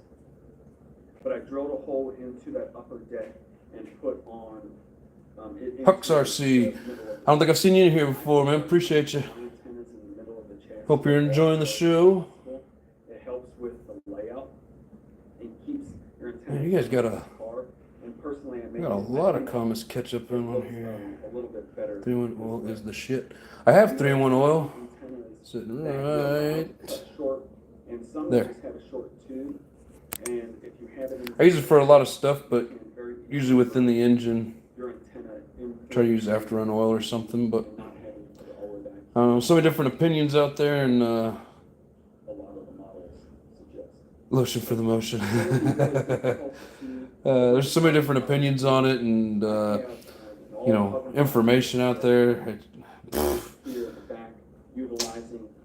I have no idea what is good and what is not. Brake pads, but it uses a full carbon fiber disc, and that tends to work pretty well.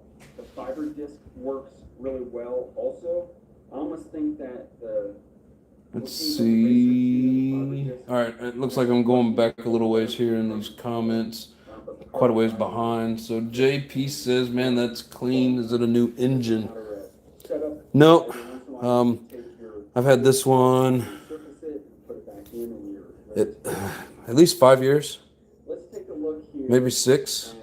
I just haven't had a chance to get a lot of run time on it. But I mean, it is very clean, but I have stripped it completely down and scrubbed it with a toothbrush. So nope, not a new engine. Just haven't had the chance to get a lot of run time on it.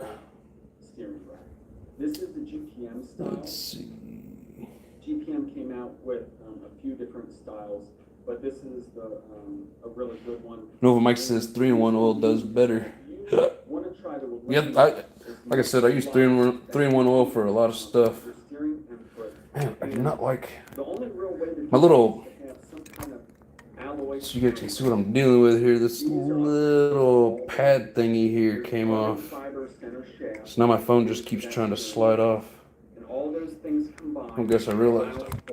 Very, very minimal wiggle on the steering rack through. Stop moving. Tie rod links to your tie. Yeah, as you guys can see the camera like panning down. That's because it just keeps sliding on that platform. But anyways, hell yeah, we got 28 people in here. That's a good number for us. With 34 likes, appreciate each and every one of you.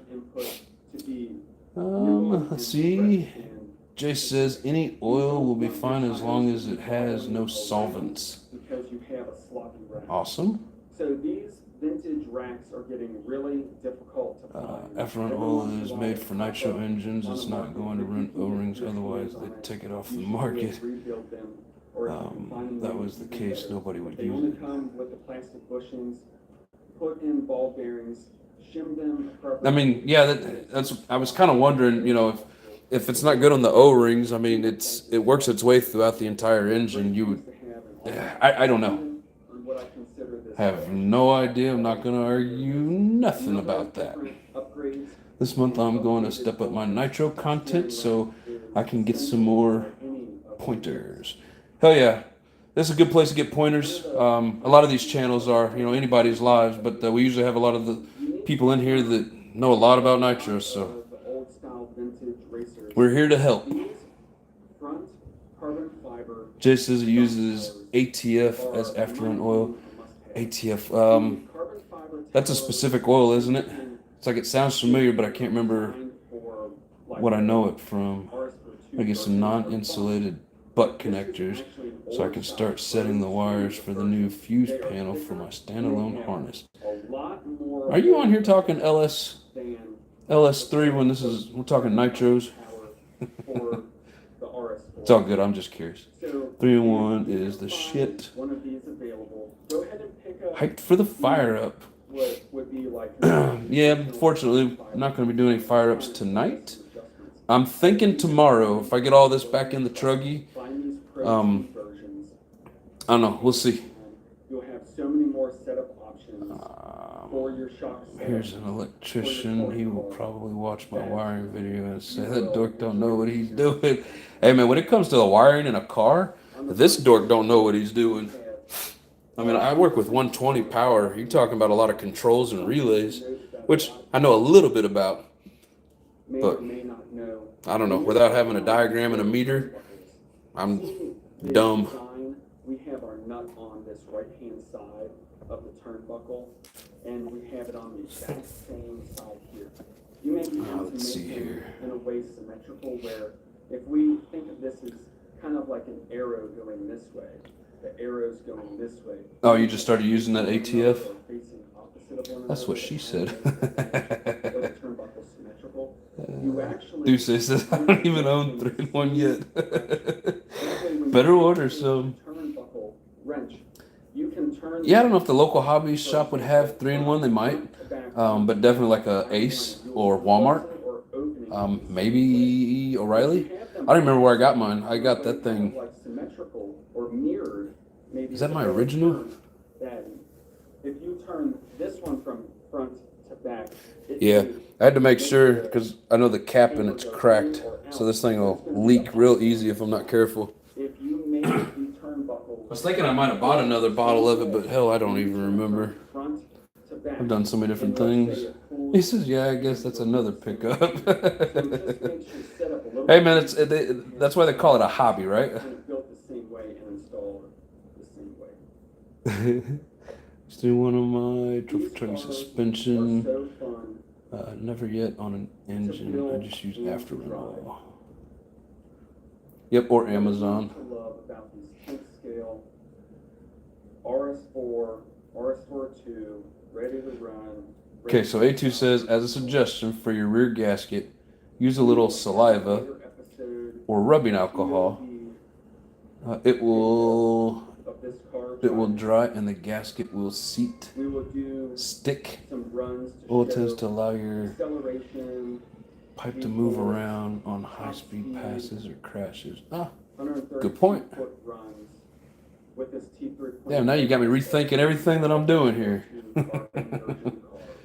You get the 3-in-1 at most hardware stores. Yeah, that's what I was thinking, Jay. To share on Yo, which one y'all mainly use?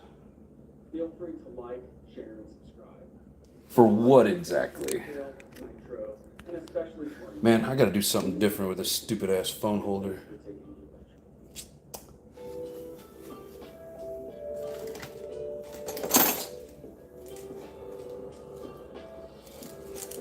Here, took this one off.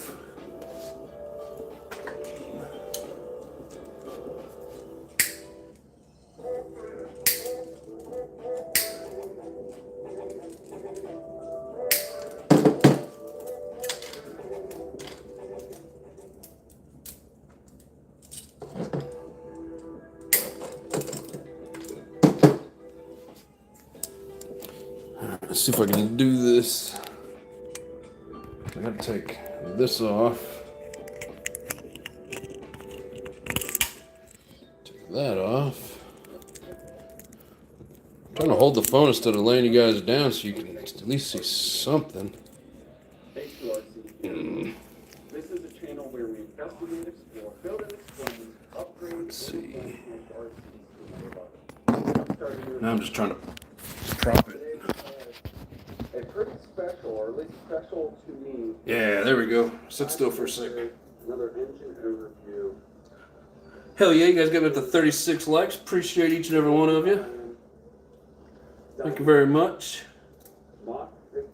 And if you're new to the channel and haven't yet subscribed, please do. Oh no, we're falling over. Engine build that I completed on Man, sit still. January 1st. Brand new. I just want you to sit here for 2 minutes. First day of the new year, New Year's Day, 2023.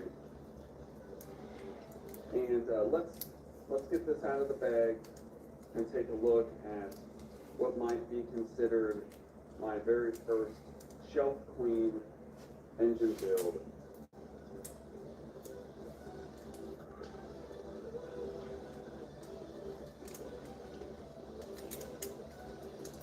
Come on, get in there.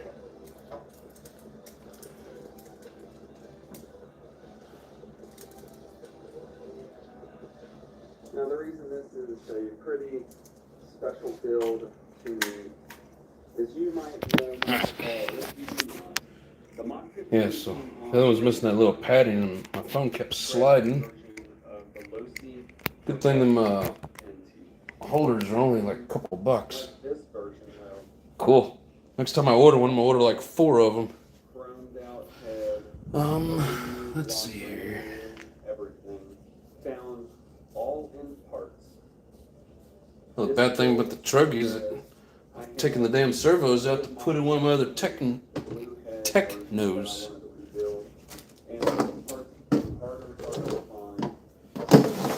I said to myself, as I collect parts, I want to build a brand new version of this engine and make it something special.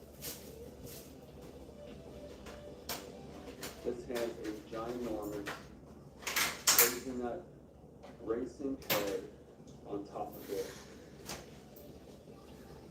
And let's break into this Don't need that.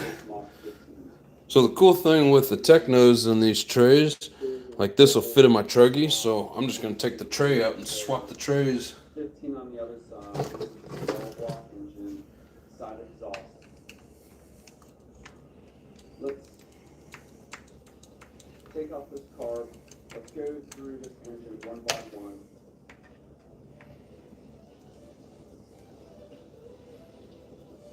We have a great time here. You know what? So grab the 6mm. Let's take off.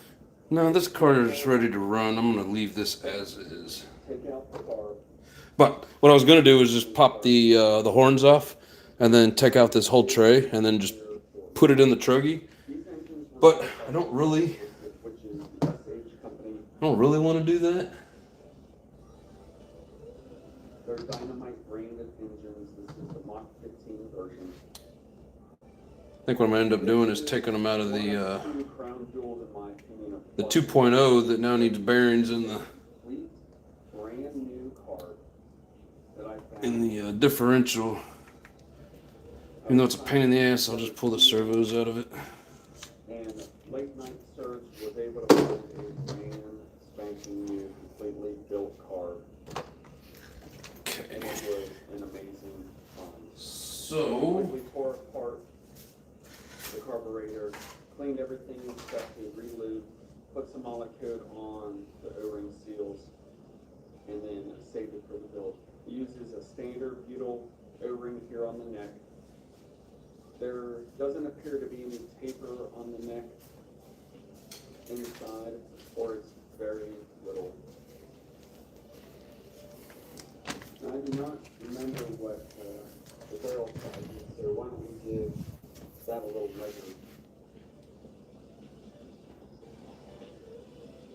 So this is a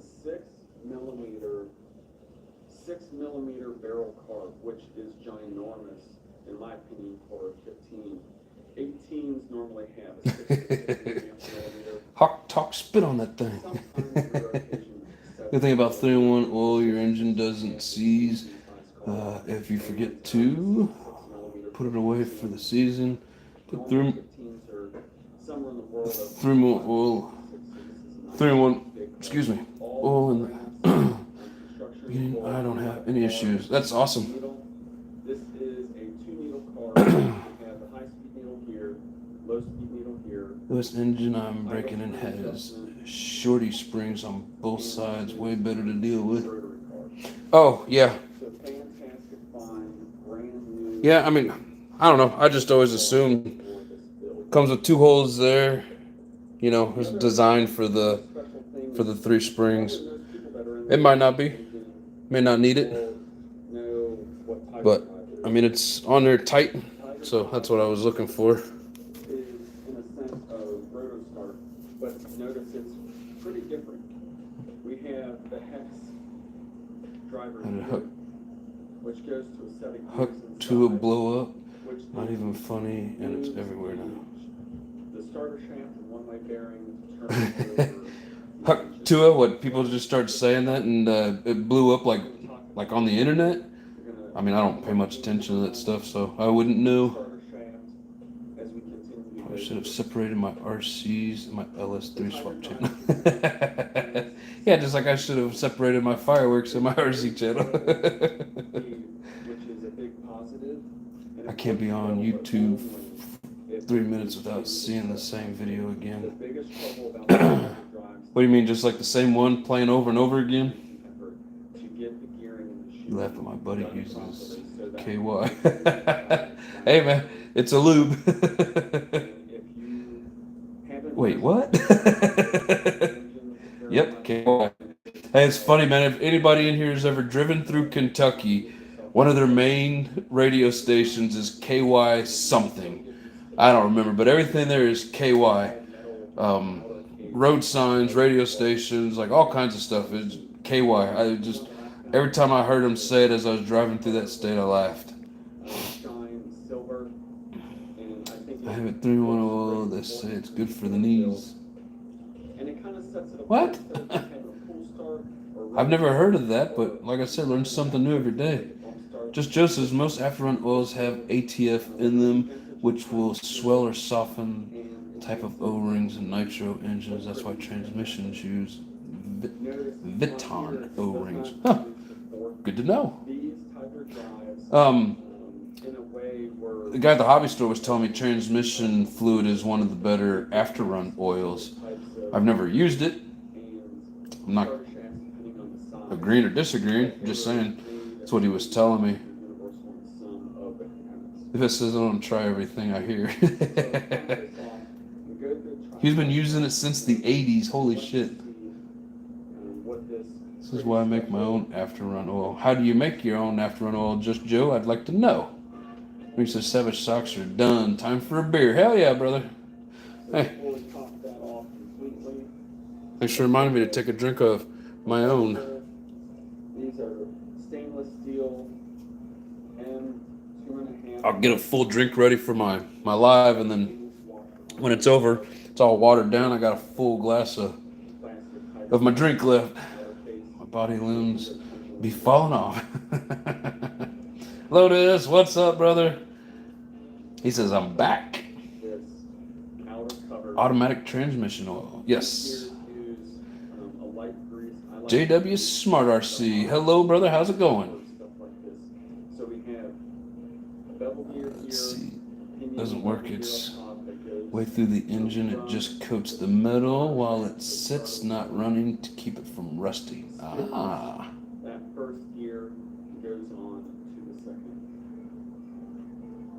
Just wiggle the starter shaft out. These engines use an internal one-way bearing.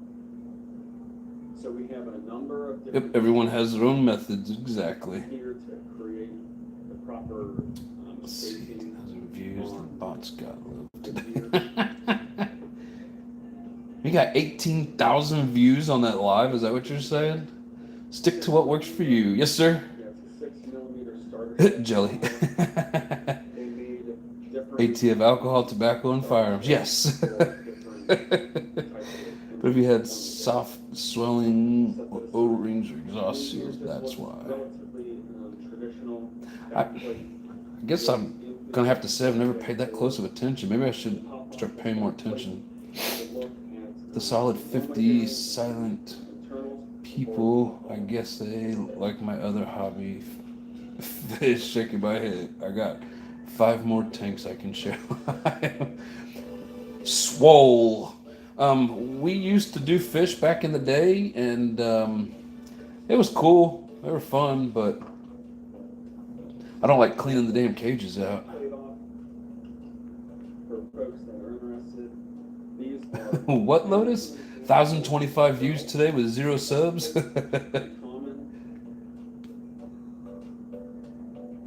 50 subs from this one live. Hell yeah. Just a hot tour.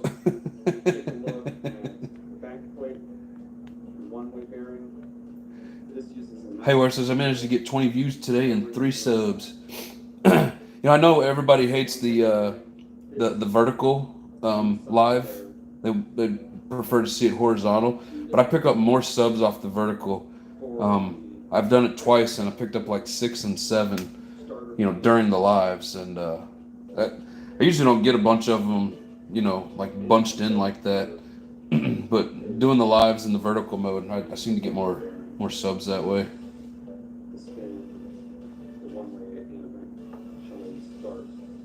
Lotus says I lost a sub. Dude, I lose a sub. I used to lose one. It was like every few days, once a week, whatever. I would lose it for like a day, and then it would come back. Now it's 2. So yeah, like once or twice a week, I'll lose 2 subs, and then they'll come back. I have no idea why. And I don't think that many people unsub and then people sub. I don't think it's too much of a pattern for that to be natural. YouTube a tough cookie, but just keep it. Just told me that it was reconnecting. I hope you guys didn't miss much. Just keep it going and drop better content starting this month. Hell yeah, man. The only thing you can do is just keep on keeping on. Lotus says, I drop good stuff. I think. You know, and I haven't done a regular video in a long time. Since I started doing these lives, it's like these are just easier. It doesn't take up any memory in my phone. Well, so I went to post those fireworks videos, and the views are just as low as can be on those. And I'm like, oh my God. It may be a little higher now, but I mean, it was only like 20, 30 views on them. Probably because it's fireworks on an RC channel, but at the same time, I don't do many regular videos. It's always lives or shorts. So Hugh says I did too. I keep tuning between 267, 267. Just keeps going back and forth, huh? I gained 25 subs this week with the harness videos. Hell yeah. Yeah, you got people like mechanics for, you know, full-size car mechanics and RCers jumping into yours. Gotta drop bad videos to do well on YouTube. My videos I dislike that I made are my most viewed so far. That's how it goes. That's funny. I know, it's like you put a video together, you're like, man, that looks good. I bet that one's gonna get a lot of views and doesn't get anything. You're like, what the hell? But then it's the up one and down one. Yep, you'll have that. Jado Vids got 0 subs. You know, like 5 or 6 years ago, whenever it was that I got that,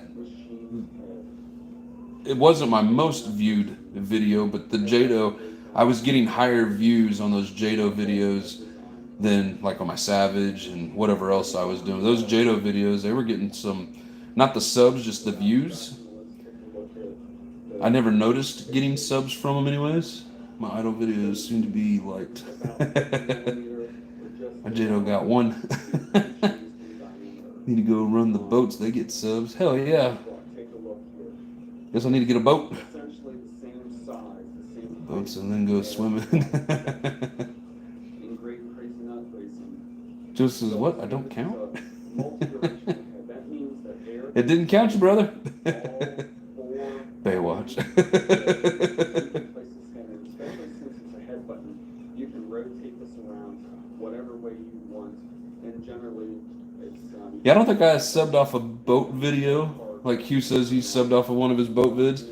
I think I subbed off of your T-Max, either your big block T-Max or it was either that one or the damn it, that 2-wheel drive. Why can't I think of the damn name of it? The smaller one than the. So the one that's smaller than the T-Max. What the hell is the name of that truck?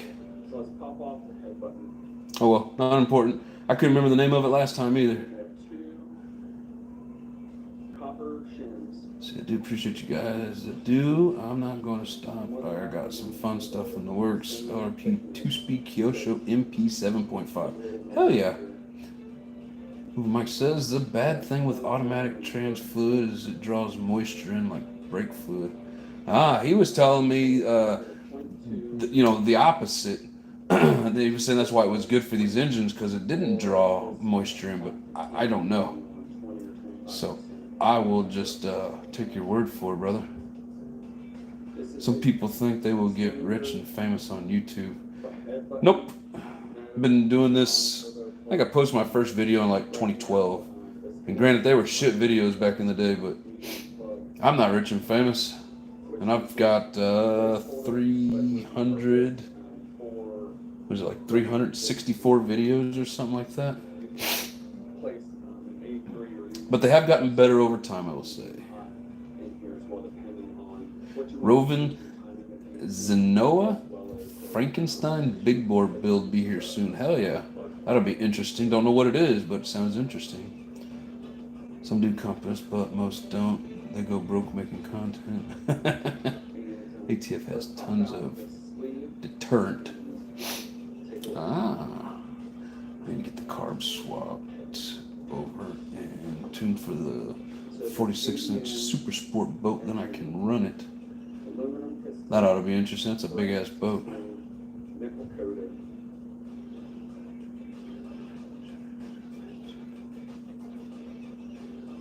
Yeah, right. Just Joe says Hybrid has the best personality in Nitro YouTube and should be rich and famous. So good luck getting there in the Nitro RC game. Yeah, you gotta put your face on camera all the time if you want the famous part. I don't like being on camera. I don't even like hearing myself in videos. I had to get used to it. Brown on the back or the back plate. Big cutout on the skirt of the piston here. This is a captured wrist pin. Who on the TV tonight? A2. A2. Inside of the piston itself. 94 views and still not a word, but 50 subs. Hey, those bots are subbing too, brother. Light oil groove. Corey says, settle down, y'all. We stabbed it in, it launched, it was a cigarette designed RC man. Oh, talking about that other comment you made up there. Sick Proline tires on the trigger. Oh, thanks, man. Yeah, these are, they like to collect hair, but these are the Proline Road Rage.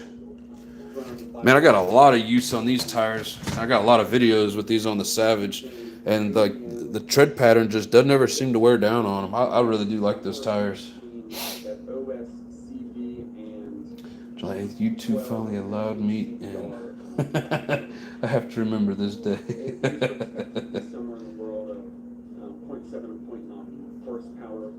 Beer time here for me. For me too. Oh, I guess it, as in 200. Detergent in it. I used to clean engine cylinders before I install pistons. Oh. You want to open that box? I was waiting for you to get back in here, and then I was busy reading these comments, so yes, I am. What RC channel is that you're watching on TV? That's A2RC right there. Looks like the Bug 404 in the background. Yeah, he's got the same map, but no, this is A2. Notice my short subs always unsub after a month, but who subs on my video stays? I don't think I've ever noticed that. Is there a notification that tells you who unsubs? Because I've never gotten a notification. It's 20K now rolling, so if fish it is. Subs have gotten weird lately. What's so weird about us, bro? It's fraud accounts getting flushed. If you get a sub notification, look at them. Sometimes it's just your channel and some other guy with a fish tank. Huh.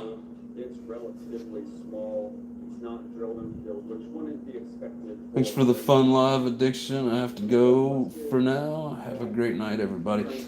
You too, brother. Thanks a lot. We're just going to continue watching your videos, and we appreciate your engine knowledge.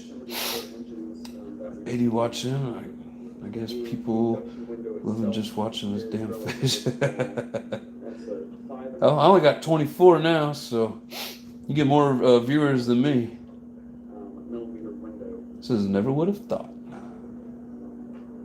40% Arrow Crow, 40% Marvel Mystery, and 20% Nova Rossi semi-synthetic oil for my after run. Ah! Man, I wish I could take a screenshot of that. Hey, Mama, if you're listening, take a screenshot of that comment so I know what to get.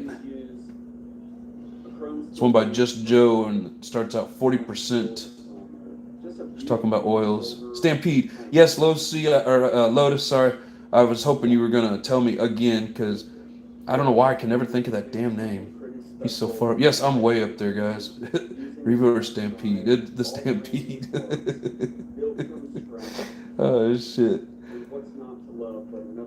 It is YouTube. You do not lose subs. I hear from everyone, and I am a mechanic. It is YouTube. You do not lose subs.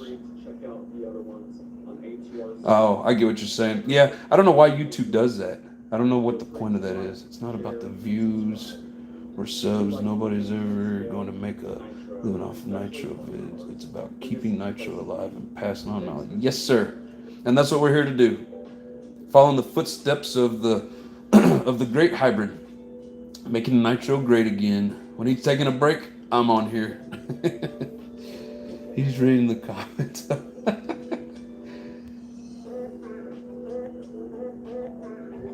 But no, I do this just to have fun with everybody. Grizzly, what's up, brother? Appreciate you. Grizzly RC's in the house. Can you put a part number for those tires? The only thing that I would have for these tires, I don't know if that's the part number or not. 1177. I don't even know that Proline makes these anymore. You might be able to find them used or somebody just has a pair for sale, but all right, Lotus, we're gonna open up this awesome box. We still here with you and wifey? Awesome. This is a channel where we investigate, explore, build and explain, upgrade, and advance. All right, Jay, appreciate you, brother. Come start a new adventure with me. I'll put in one of your comments. Oh, cool, appreciate it, Joe. All right, here we go. Inside the bubble wrap, this is an engine that is in the 12R family. Let me get the label off of here real quick. The same family as the side exhaust 12.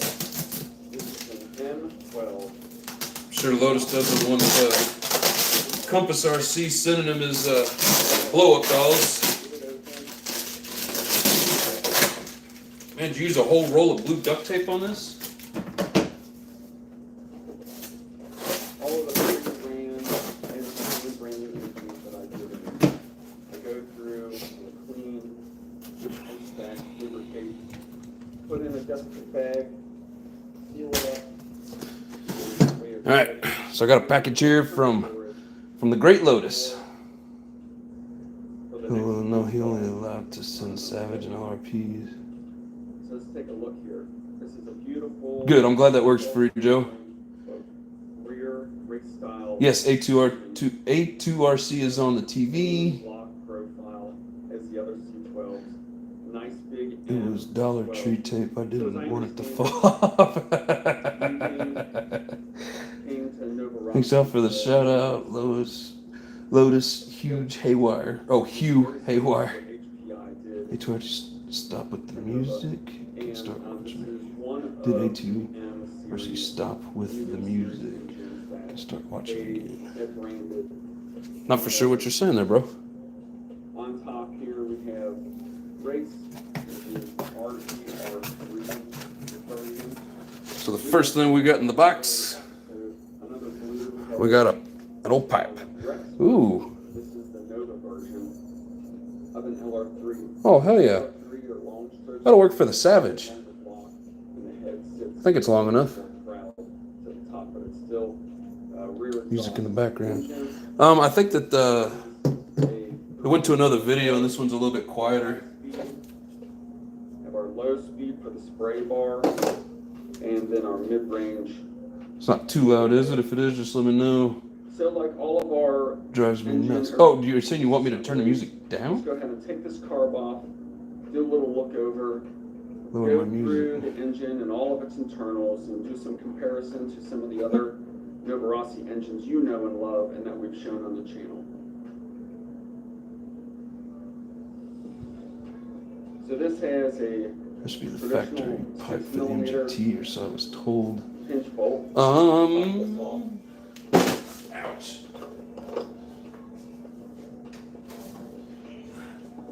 These carbs are really nice. All billet construction. Has a traditional classic style Venturi for Rossi. This is actually 5.4 millimeter Venturi.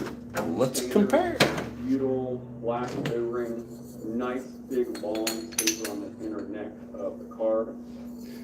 Yeah, see, this has the spring, For this series, we have a the 3 spring holes in it. for a high-speed needle. Mid-range is same as some of the other billet 3 needle carbs that we've It's just got the rubber boot on it, so interesting enough. not a big deal, but Rex logo, even though pretty sure that it's not. But like I said, I got another pipe for the Savage, so no complaints for me. So that's been interesting. So this engine came. Pretty sure it'll fit the Savage anyways.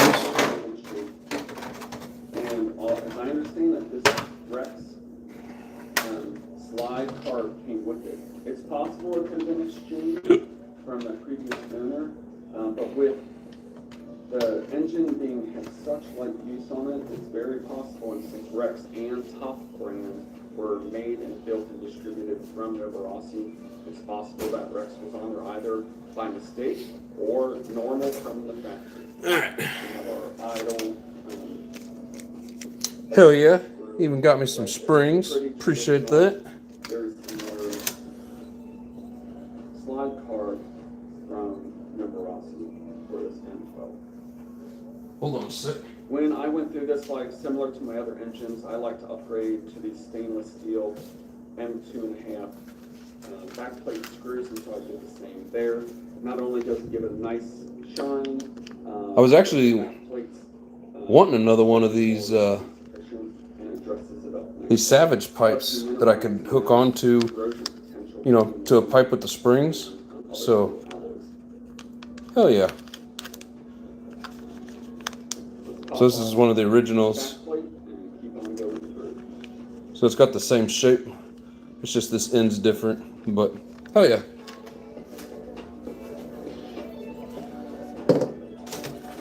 Options.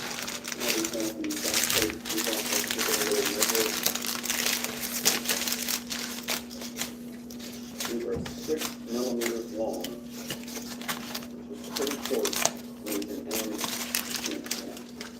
steel backplate bolts. Ooh, nice. Yeah. The one I got in my MGT right now is missing this. I had to put a different one on. This is a pretty traditional backplate from Novarossi. Same black butyl there we go. ring seal. This is the non-interference hell yeah. backplate. Notice there's no cutout. On this particular backplate, for Rossi, there's no indication Sweet. for up or down. You said one of these has never been used, and the other one has been used, correct?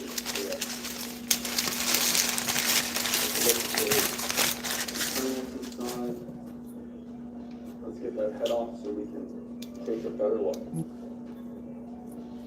Yeah, I'm gonna say this one here's the one that's been used. Ooh, we even got another engine stand. Hell yeah. Cool. Now I got 2 of these starting shafts. Is that what you were talking about, old boy? Basically made it to where you couldn't even put a pull start in it. Hell yeah. I'm gonna get her taken apart and all cleaned up and see what all we got. These look like they're a 14 millimeter M3 bolt.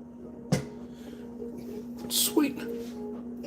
Now I have a third one of these. You Nice. just need to make sure that you have quality hardware if you want to replace it. But in my opinion, upgrading or updating or changing, whatever way you want to Should be look the at it, factory pipe. from Oh, what about flatheads that? and Novarossis to So a see the style pipe bolt is always a good Does it have to be change to do. So let's take a look at that again. We have race on top. Nice. Oh, whenever I first started opening up the box, did you know that it was 2 engines? 3-port engine, rear exhaust. Yeah, Joe, I hear you on that. I do agree. Music while nitros are running is the worst. All I want to do is hear the nitro. Don't want to hear the music. While they're, you know, wrenching on stuff, talking, not so bad. On the head. This is He says I don't hear any tunes. You don't hear the music coming off of A2's video right there? You can go through the head in one direction, but not the other direction. Notice the cutouts up top here. We have longer slots down below on that. Yeah, Lotus is not even close. Where Nope, but like I said, man, now I got extra Savage exhausts, and the one that I have for the MGT is good, so I am not tripping at all on that. That's nice having a brand new a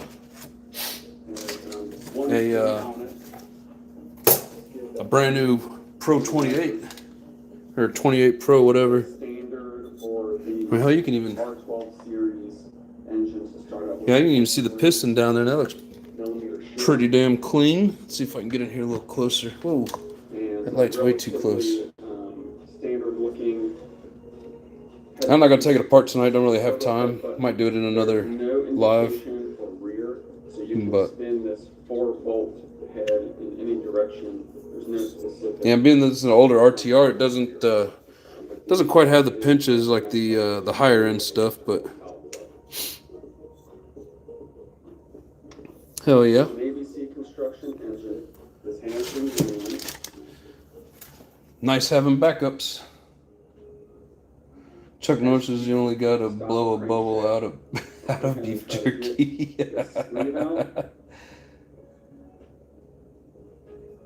Yes, it is still a nice pipe. Yes, sir. While it's still on the cow.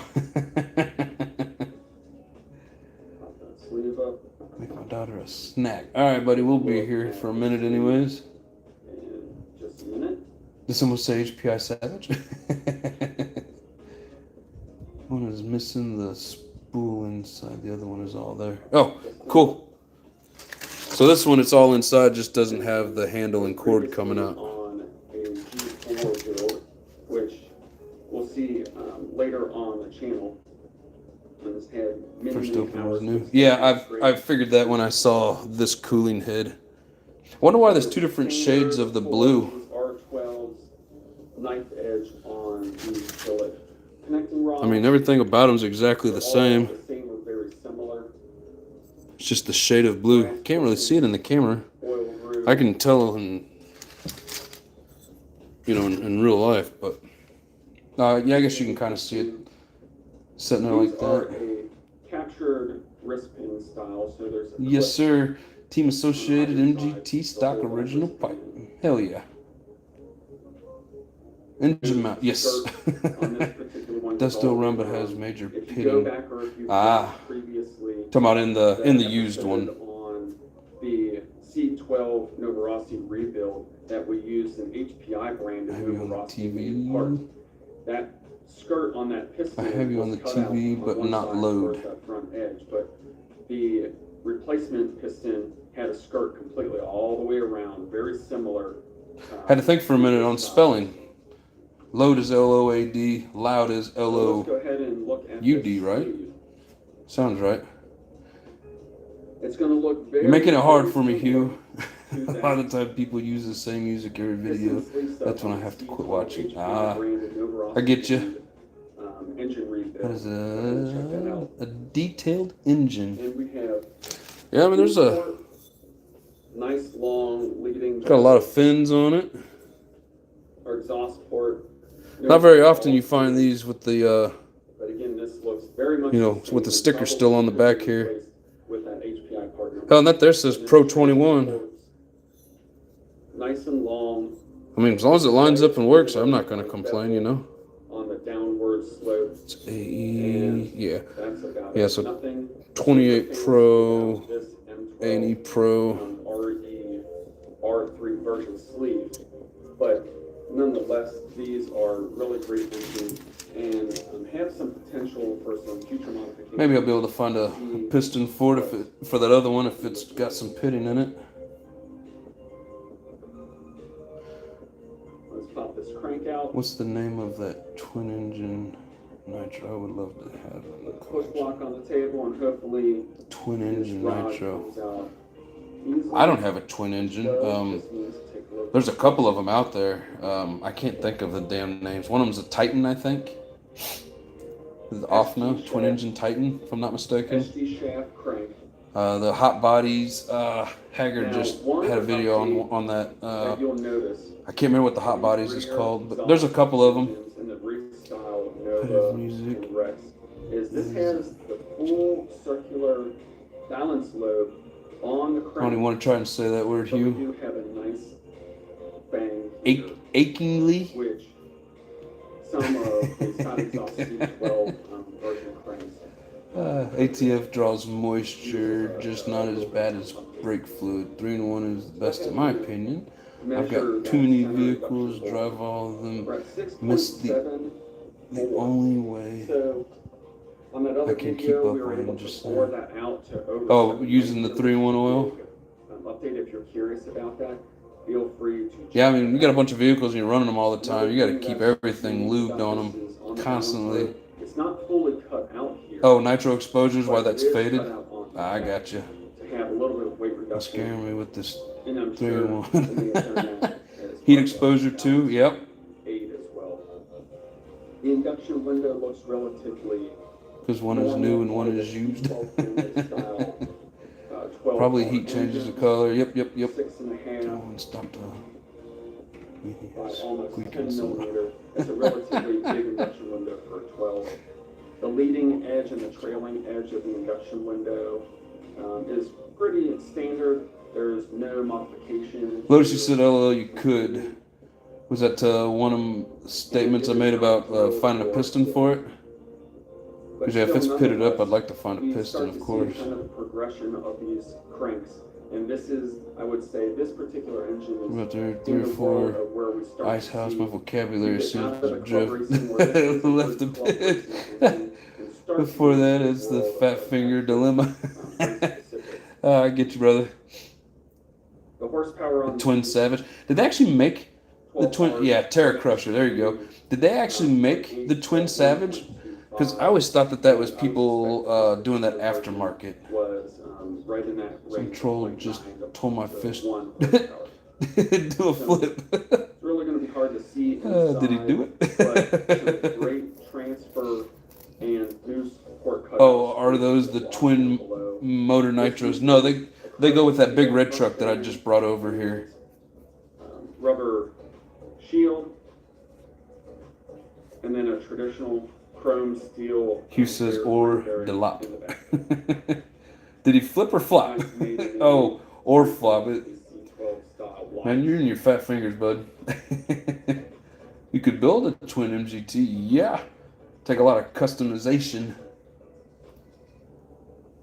It's a kit. So that's what I thought. And me, we continue to explore through these Novarossi R12 engines.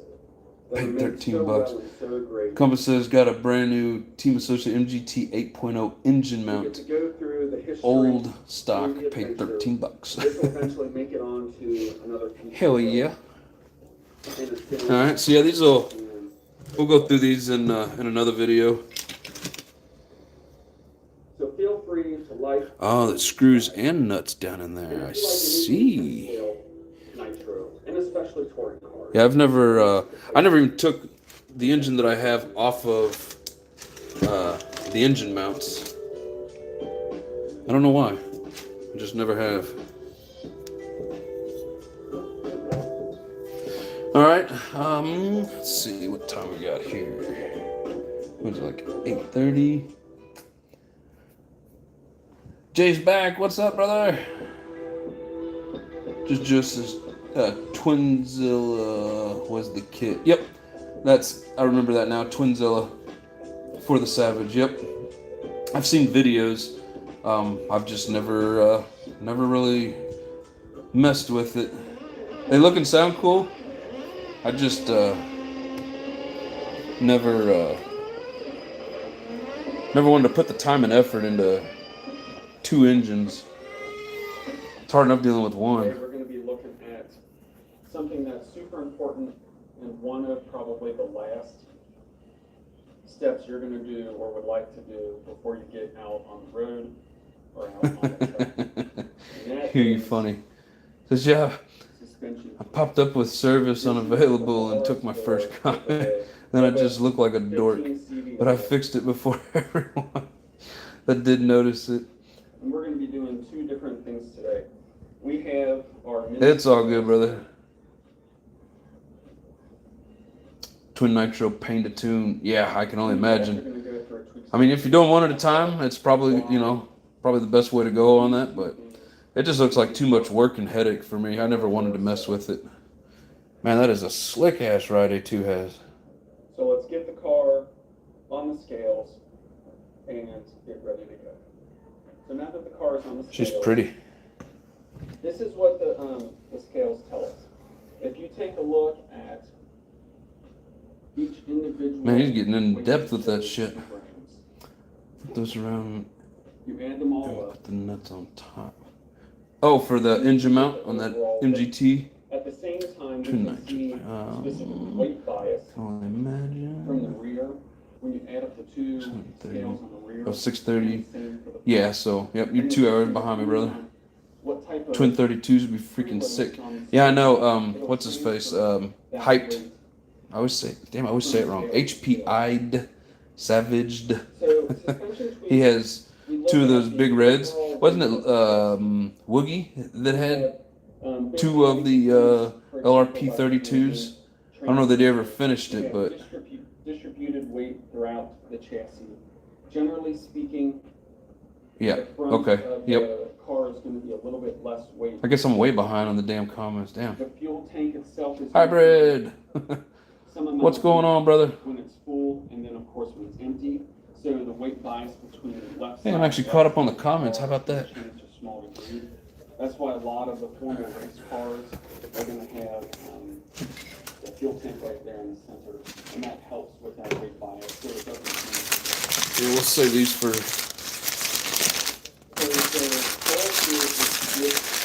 For another video. All four.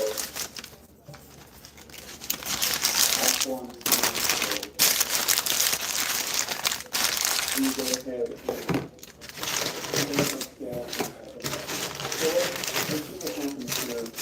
I'm going to count on the bulkhead, and you can see that the scales increase as I put weight. Hell yeah.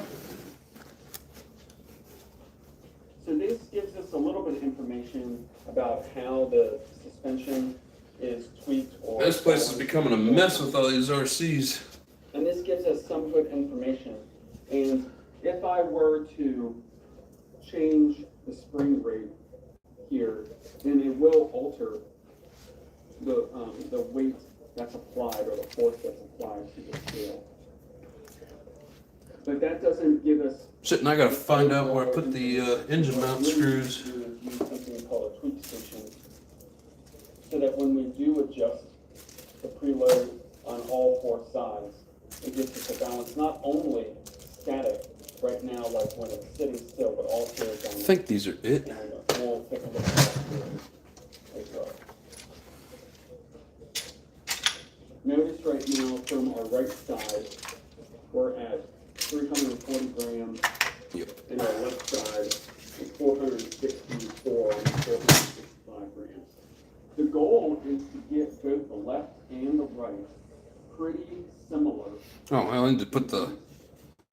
And that goes for the front as well. I was trying to Right now, we're at put the cart before the horse. I need to finish putting the clutch and stuff on there. And 280. So everything is imbalanced right now. So we're going to put on the tweak station. Oh hell yeah, Jay! And go through the basic Sweet. steps that we do and We'll talk on Facebook. See what you got and see if there's anything you want to trade or work out some kind of deal. Hell yeah, appreciate that. You got an extra piston? Apparently one of those is pitted up pretty good. Portion of the tweak station to make sure that that bubble is innocent. This is an MIP version tweak station. This front portion goes on, and it's on ball bearings. The back side is static. Just as hybrid Taco Bell has burgers? So Question mark? Do is place the front side on the top as well. Make sure that crossbar is also level, in which it is. Sure. So we put it together. There's the basic view of the tweak station. And let's go ahead. Yeah, hybrid. I don't know what he means by RO either. So what I'm going to try to show here the best I can. He said tonight McDonald's did. We have a backside, and we want to center. They got a new $5 deal. You get a lot of food. Huh. That's surprising. They went from the $1 menu to the $10 menu. McDonald's burgers are the worst. Mess up my stomach every time. Yeah, I'm not real crazy about McDonald's burgers. I like their fries and their chicken sandwich, but and make Never sure been real that crazy about the the burgers. car is put on to the tweak station. Do have one for the as 28. you Oh, know. sweet. Hell yeah, Jay. Yeah, man. Let's it might be too late tonight, but definitely tomorrow. Let's hook up on Facebook and see what we can work out for that. Cause yeah, if you've got a good one, I sure would like to. You got a sleeve too? These tweak stations work. Even if it needs a repinch, I can handle that You too. push down on the suspension on Burger King, the it's gonna static be a rough side. night. Side of the tweak station. Ah, that's some funny shit, And what Reeks. you're doing is I when had you push Jimmy it down, John's. wait, it I love me some transfers Jimmy John's. force to Good all thing four you hit the corners. gym hard. You're right. And then what we do is we come down here. Subway tomorrow for lunch. Already planned. Hell yeah. And right Trying now to you eat can fast see that food. the It's bubble fine. level is inside the window, but it's not perfect. The goal Chicken's here okay. is Their to, fries while suck too. it's static, Yeah, their fries used to be really good until they changed that oil. in the center window. But it's like every Also, when time, you push on it, doesn't matter what divided the by product is or company, government, whatever, come out with something good and it works. You know, people like it, they get rid of it. So what I'm gonna do is I'm gonna put was my my finger fittest. back here on the back. I eat a lot of junk and I'm just round. Riley's has the best fries. I don't know if I've ever had Riley's, At the bubble level, but I worked out like a and when I madman. push on it, It's been years since I've been to the gym. I just do push-ups. I have a piston and sleeve. Jay, you're the shit, bro. Hell yeah. but you can see that bubble level moving. Let's see. And Don't diet or if eat you clean. watch Just carefully, you can see train mad that hard and the enjoy all foods. Yeah, I mean, when you're training like that and you're burning all them calories, it doesn't matter as much. It's when you're not working out and not burning those calories, and there's so much what they call sticky calories in that food, when I push down and on your the body center just of doesn't that burn it as fast. But yeah, if you're working out, it'll burn through it clock pretty tower, quick. the right side front of the car is going down, and the left side of Sorry the guys, car can't breathe. is going up. What's happening is that the suspension Raw, what's is up, brother? Hell yeah. pushed down here. We're in There's the more strength city, force applied ate out here every on day. this side, and it transfers through the car. Tell me And it Burger goes King, onto it's this like I side, ate the ass and out of a and more skunk. force on this side. So what you do is the static side that you're pushing on, Oh my you god. make adjustments to your Well, spring loading. don't do that. The C-clips for shocks. Or you Work can hard, do eat with harder. adjustment threads like this. Like Pizza Hut, Until can't eat it you push since in and they you look changed down the at bubble dough. level, Huh. and the bubble Nitro level RC Life, what's going on, brother? Hell yeah. I got everybody up in here So what's tonight. happening is this side Don't forget to hit that like button for me, please. sprung too much. There's a bigger preload. Guys, when you can than do this side. pull-ups So with we a can primal do MT one hanging or off two you. things. We're going to Then you release deserve this. burgers. We're Yes, gonna sir. unspread this, and we can put additional. Dude, as I've gotten preload heavier and on fatter over the years, I always say that, you know, if I'm going to do pull-ups, I call that advanced some lifting. amount, and we're gonna Eat wind until this you're done, not until you're full. some amount. And every time you make That's an a good way to adjustment put it, I on the guess. chassis. Now Used to look, we put women are on my back. right in the middle. For what? So that adjustment right there made I hit our it. static You want me to hit it tweak again? much better. Now we're right in the middle on the bubble level. You talk about the like button? No, you'll take it away. That's what often a guy So does. now the next thing to do is I'm Oh, gonna there he push is. here and One I'm more gonna like push for down 40. Someone hit that like on button. I'm back. Hell yeah. the rear tower again. Come Well, in I'm here, only look seeing at the 38. level, I don't know how and come you're use my other seeing hand to 40, but stabilize the car so it I stays mean, women on ground. their back, right? And now let's look at the bubble. It's Like Scott barely Steiner? moving. Hell yeah. Oh, it just went down to 37. Who double hit that shit? And the entire front portion of the car is a lot more stable. So we made, yes, it's a guess and check. There's no physical I haven't measurement hit here. it, lol. It wasn't But me. now the bubble itself is not moving very much, and it stays directly. All right, well, if you've already hit it once, don't hit it again. And when you visually look at the tires on the front when you're pushing down. Ah, damn, somebody the did it left again. and right Off the side guy. of Is that you? Suspension is not moving very much. So that helps to take care of the rear. So now let's flip the car around, Burnt calories during set nitro up run the car always. in a a similar fashion. Why? Because you're always running after it whenever you roll it over. On the tweak station. You keep telling us. I said if you haven't. All right, stop hitting the like button, everybody. We don't need it anymore. The front portion of the car. It would be cool if there was 2 people in here that hadn't hit it though. Get me up to that 40 mark. That'd be awesome. Level here. So now we're looking at the tweak, the way that the preload is, what it's doing to the chassis, and we're looking at the rear. So the stop double tapping that like button, homies. Oh, just got one more. Let me hold my wheel. We're gonna push down on the front. I guess I could do it, but power, I've never liked my videos, and we're gonna see what happens. I don't want to do it just to hit that 40 mark. So it's small, but the bubble is moving. Fine. Ah, somebody just took one away again. And there's a little bit more. He only loves us for the likes. No. Downward. Love you guys for the brotherhood. Dramatic about it. It's doing this. No, everybody in here is cool as shit. I kept hitting it and unhitting it. Even out your suspension. Does it show? And so what that's yeah, it keeps going up and down. Stop that. Push down here, right in the center. Now you guys can all unlike it if you want. I'll be happy that you're here hanging out with me. Force down. So that means that the preload on this side is greater than this side. We're appreciate you, Hugh. Looking at the amount. Oh, sweet. Got that 40. You guys are awesome. The threaded collar and the top. Even though that's a good place to start, maybe you want to make them. Yes, sir. Off the guy. More important this is 40 now. Awesome. My name is Hugh. I'm an addict. Nitro baby. The goal here is when we all are, brother. On the track is when we're making a turn. That's why we got Nitros Anonymous. The goal is trying to keep the suspension and or I should say the chassis as flat as possible when you make that corner. What can happen is if oh shit! Oh damn! Somebody else took one away. Your back end can lose traction. He must have fat fingered it when he was leaving. Everything works together. You need to have proper turn tires, a good shore value. I wonder if YouTube looks at it as kind of like the thumbs down. It's still people viewing your shit. It still helps you. I wonder if unliking and liking does the same thing. Depends on if you have an open diff or a spool. All these things come into a factor on how well your car is cornering and turning. The goal is to have your chassis flat. No, it's really cool hanging out with all you guys.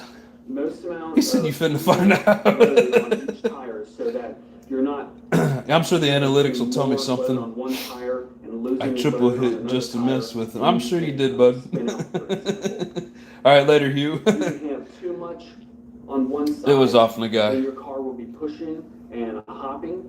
You can have too little on one side and you can skid it out. The goal is to try to. No, it's been a minute since we hit 40 on the likes, so I do appreciate everybody. Like we said before, there's that's awesome. Preload on this side, so we're going to loosen up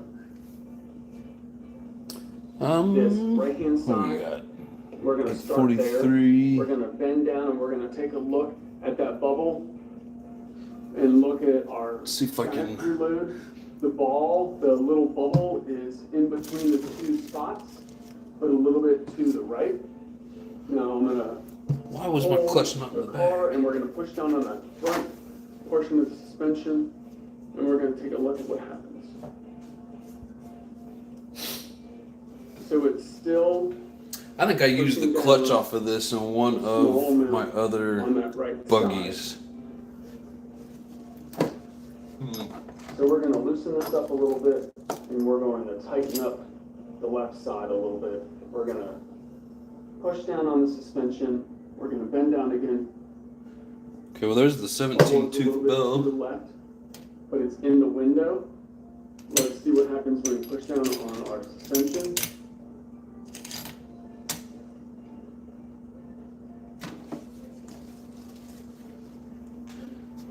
Yeah, I think I need to get another clutch assembly. There's minimal bubble movement. Okay, so we won't put the clutch on it tonight. Now let's see what happens if JP says 40. Oh yeah, I got 41. Sweet.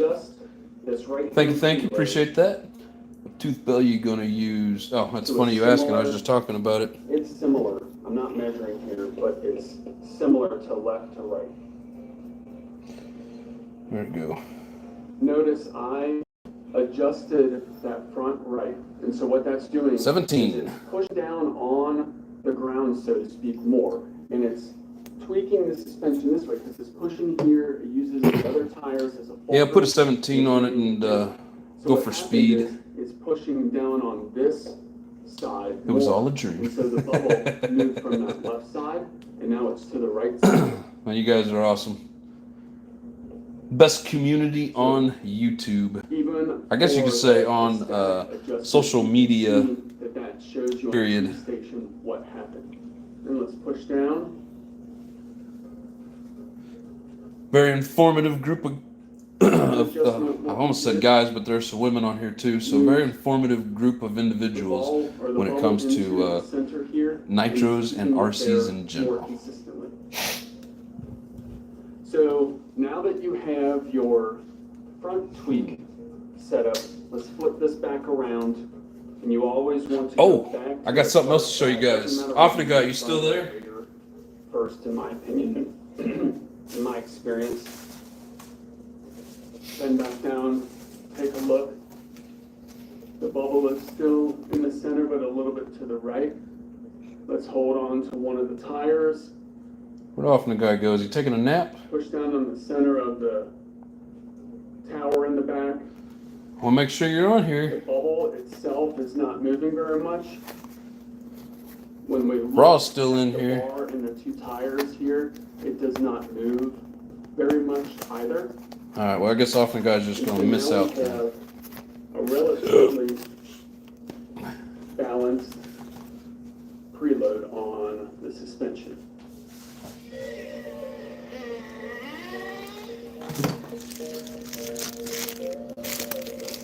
So I don't know how many of you guys remember this little beauty.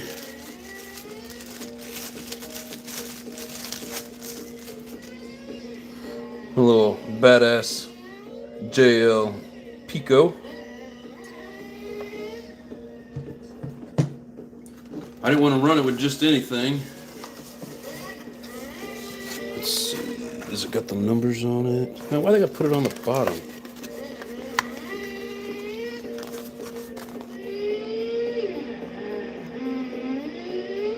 Torque 21, EMX GT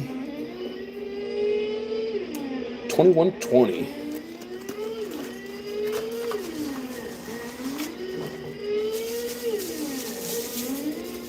Alright, so now let's mix up the tweak a bit. I had to make sure we knew. We're going to preload Hot. this right hand side a whole lot more. Yeah, I didn't want to just put any old exhaust on it. I wanted to get a Pico exhaust for it, so. Oops. Off the guy, if you're not on there, you missed it, brother. Jay says, man, that's beautiful. Thank you, brother. I love the looks of like most pipes, like brand new. I hate running them because then they look like that. But yeah, most of these pipes are really cool looking.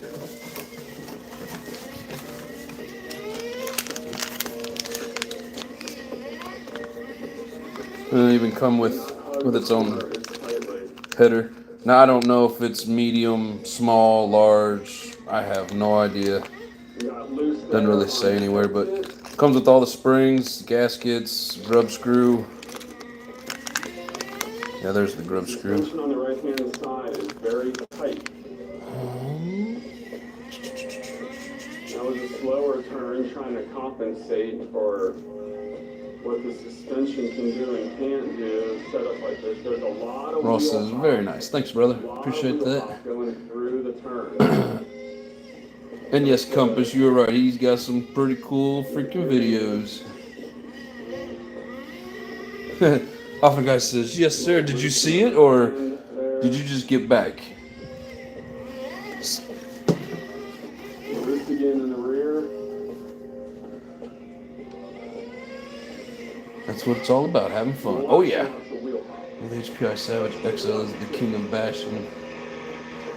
Here, Mike, since you're, I think you're new to the channel. I had never seen you before.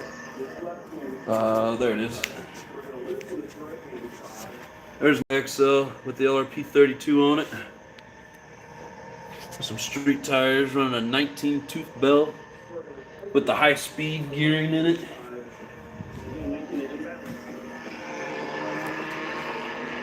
I love all my Savages. Even that one right there that's in pieces. That was a rust bucket. Oh, yeah, so coming up here pretty soon, everybody. So I got the throttle linkage. That was just part of the engine. Here it is. So I got a whole new screw kit because all the rest of that shit was rusted. And since most of these were trash, I got a bag of bearings that are specific for the Savage. But yeah, so that rebuild will be coming here pretty quick.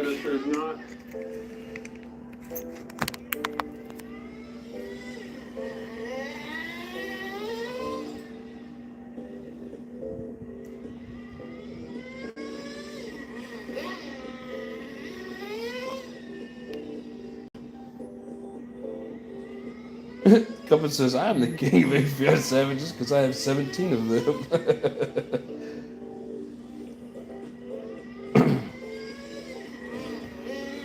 Yeah, I was never real crazy about like the Savage 21s and 25s. I was into the X's, you know, the 4.6. But man, looking at some of them older vehicles, I like the old body styles, and I like the way the tires look on them. I really would like to get this one that's in pieces back together, but try and get a lot of the original shits for it. Just as I have 18. Holy shit.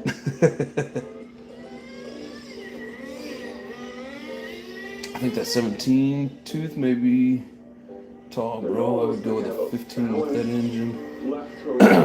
Oh, you think it's too much drag on the engine trying to run that 17? Yeah, nothing beats the old bodies. Yeah, I love the old bodies. Damn it. I didn't want to reveal this yet, but I got a surprise coming up.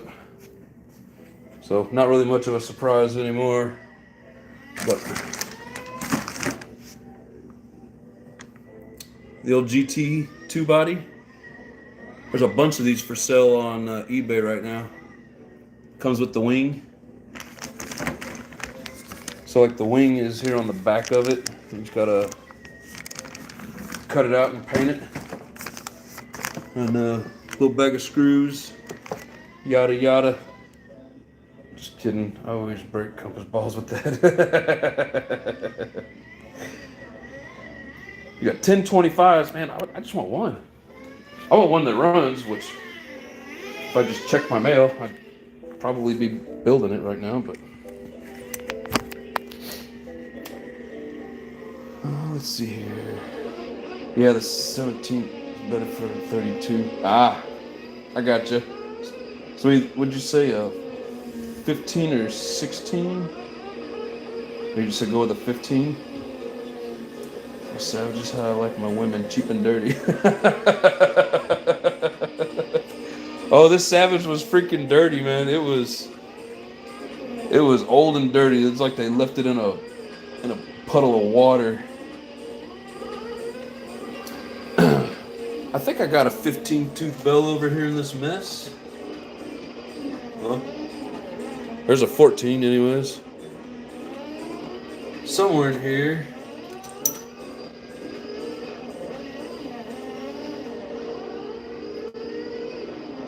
I think that's a vented 13. I may have the 15 already on something. I got so much shit everywhere.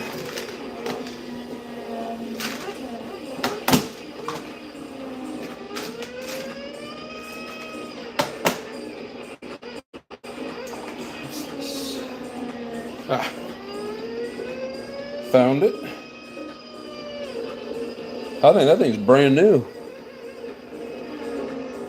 I don't see any teeth marks in there. Oh, but that, I think I gotta have strictly the Techno 15 tooth. I have to find it. I know I've got one. Because I had it on one of my buggies and I took it off to put the 16 on. It's somewhere here in my organized chaos mess.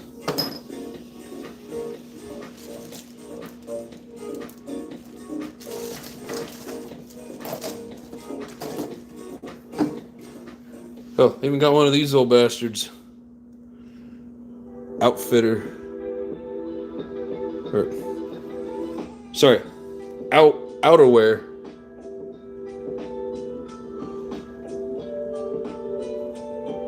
One thing I hate about this, the string's so damn long. I always had to tie it up and twist it around and keep it from getting tangled up in the gears. And welcome back to another episode of Advanced RC Adventures.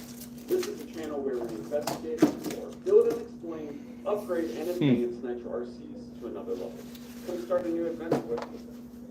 Today we have an SH. Yeah, I think the 15 that I know I've got. Made by I think it's Golden on. Lion Enterprises in Taiwan. This is one of the very few. I think it's on one of my buggies. 18 size engines. They come in. But honestly, I thought I had more. Flavors. This is a blue-headed version. Let's see. That has. There we go. Okay, that's just a 13. Rotary carb version. I think that one's chipped up anyways. An SG pilot shaft. This is a standard shaft version. No, that's not the bad one. I got one that's like really chipped up. Number of hours on it. Chewed up 13. SH18s right now. One is a black-headed version that I have a rotary carb. That is on the HPI. Deuce says, I'm going to need a 4.6 Savage now just for say so. Exhaust to check out throttle response as well as tone and was that an HPI ratings. Just for sock? fun. So we're going to take this thing apart. Talking about that air filter cover? This is one of the few engines that you'll see dirty. HPI just so we can see kind of how things open up, what kind of things look like when you're going to pull in the engine. Yeah, I mean it's made for the air filter on the Savage. This is not a rebuild video. This is still an overview. But I can never find. It is an engine that is relatively common, and they make a lot of different products. Oh, of course, it's back there. For the RC. All right, I gotta crawl under the table real quick. It's common, and I bet a lot of people out there have these engines or something similar. So let's break into it. See, it fits over these. So I left this with a few pieces on it. This particular one. Yeah, this is just full start, two separate stock when I Savage put a filters. rotary start on it. We've got some HPI style pull start engine mounts on there, and it's really good to have. So I take it Compass doesn't have any Savage X46s. Driver. Just walk so that back you in at that point. Put it down in here and miss the side of the head. Now these particular ones are not. Oh, when I was showing it, yeah. Yeah, I've had this thing for years. Yeah, when it's when the truck's all fixed up and set up and everything, you know, it's got a bunch of purple on it. This really stands out. Looks pretty cool. M3 bolts with a 2.5 millimeter hex. This is let's see here. standard Octane. I don't have the octane. I don't have any fifth scale Petro. Just run a Jado air filter on everything. Well, I don't have my Jado anymore, so can't do that.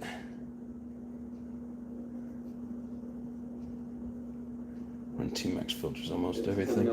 I mean, that's funny because like I run my Techno filters on a lot of shit. Pop off the other side.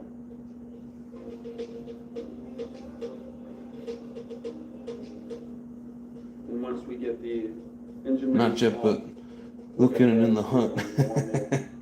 Oh, they're all over the place, so you shouldn't have too much trouble finding it. What's the male equivalent of a cat lady? Take a look at that as well for you. Werewolf? Take I off do the same carb. thing. Never had any problems out of a Traxxas air filter. This uses a traditional 6mm. I just haven't had many Traxxas to ever have a reason to even buy the filters, so I didn't know that they fit. Take a quick look-see at the slide carb. Uses a relatively standard. No, it's compass. This is a slide. 2 needles. Here's our low. Cat dude. Here's our high speed. This has a 6.5mm barrel. I got a buddy that I work with.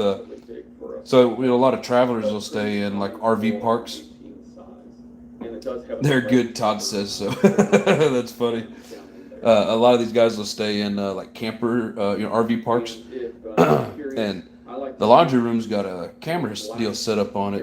So this guy that I work with, he showed me a video that the owner sent to him asking if it was him, because he had put on his Batman costume, and he goes in there and just starts kind of messing around and jumping back and forth, looking like he's doing something he's not supposed to be doing. Keep telling me to get a Catwoman costume, but he said he won't wear it. He got more cats than a Chinese restaurant. Oh shit! Cat got cat dog alone in the world as a little cat dog. Dude, I used to love that cartoon. That's so funny you bring that up. That was out like just before SpongeBob came out, or before I started watching SpongeBob anyways. Way back in early 2000s. But man, Cat Dog, that was some funny shit. I really liked that cartoon. It sucked that they took it off. This particular version has been all used. He says, "I'm a cat dad." I got 2 cats. That's enough, dude. We've our cat. He's on his last leg. I don't know how he's gonna live forever. He's 20, and we've had enough of cats.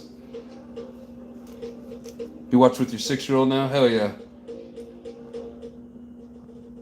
Do they still, all right, Jay, appreciate you, brother. Have a good night, man. I'll hit you up on Facebook. Attached to the back plate here. There's no 4th bolt there. Rules. Hell yeah. Do they show reruns of that anywhere, or do you have to buy it on tape, or like the DVD or whatever?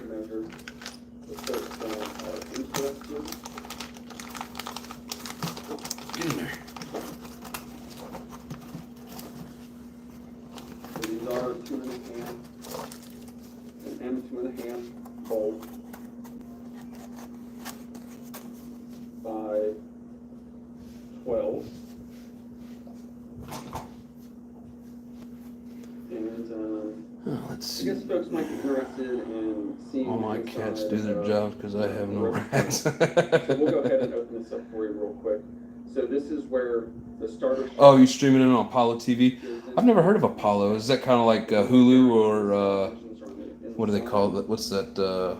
Like the deal where it's built into the TV, or is that just another stream? Screws that hold the back plate or hold the rotor start onto the back plate are here, and there's 2 additional screws here on the side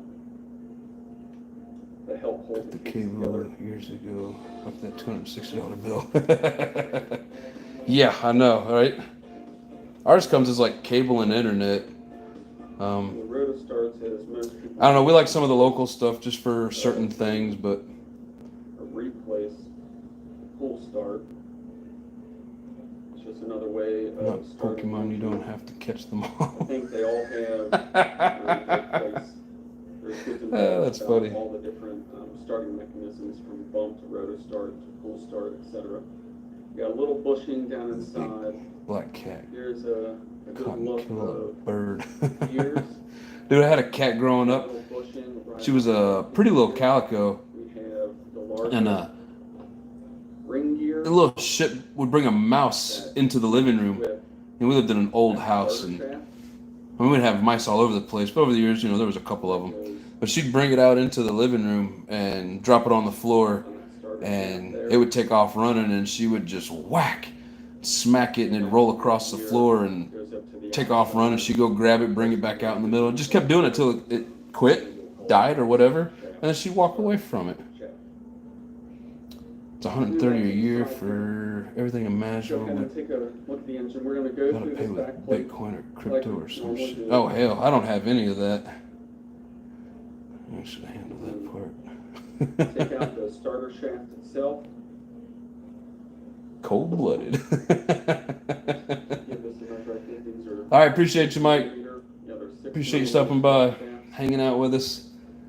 That's what they do when they kill something. They're 21 What? millimeters long. Play with it until it's done and then walk away from it?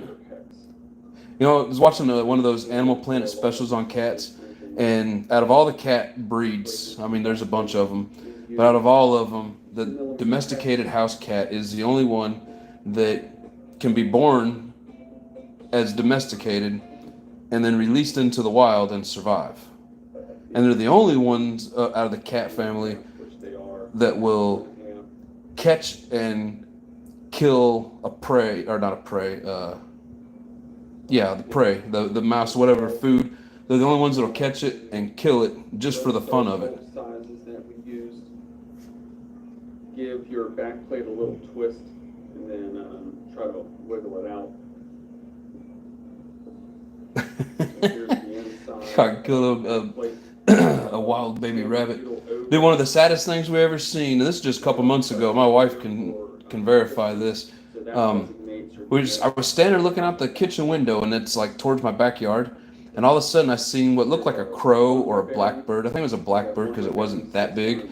Just come flying down out of a tree, you know, from about, 20 yards away, 30 yards away.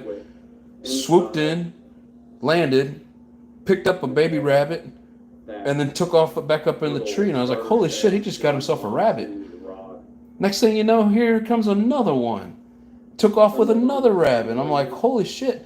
So they had found like a hole in the ground nest just right outside my back gate. And literally we're just picking the babies out of the hole and taking off with them.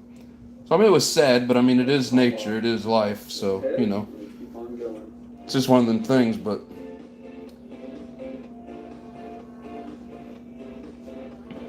anyways, was anybody else got anything they want to throw out there real quick? Any questions or whatever? We're 3 hours and 7 minutes on this. So one big disadvantage. 9 o'clock, gotta get ready for bed.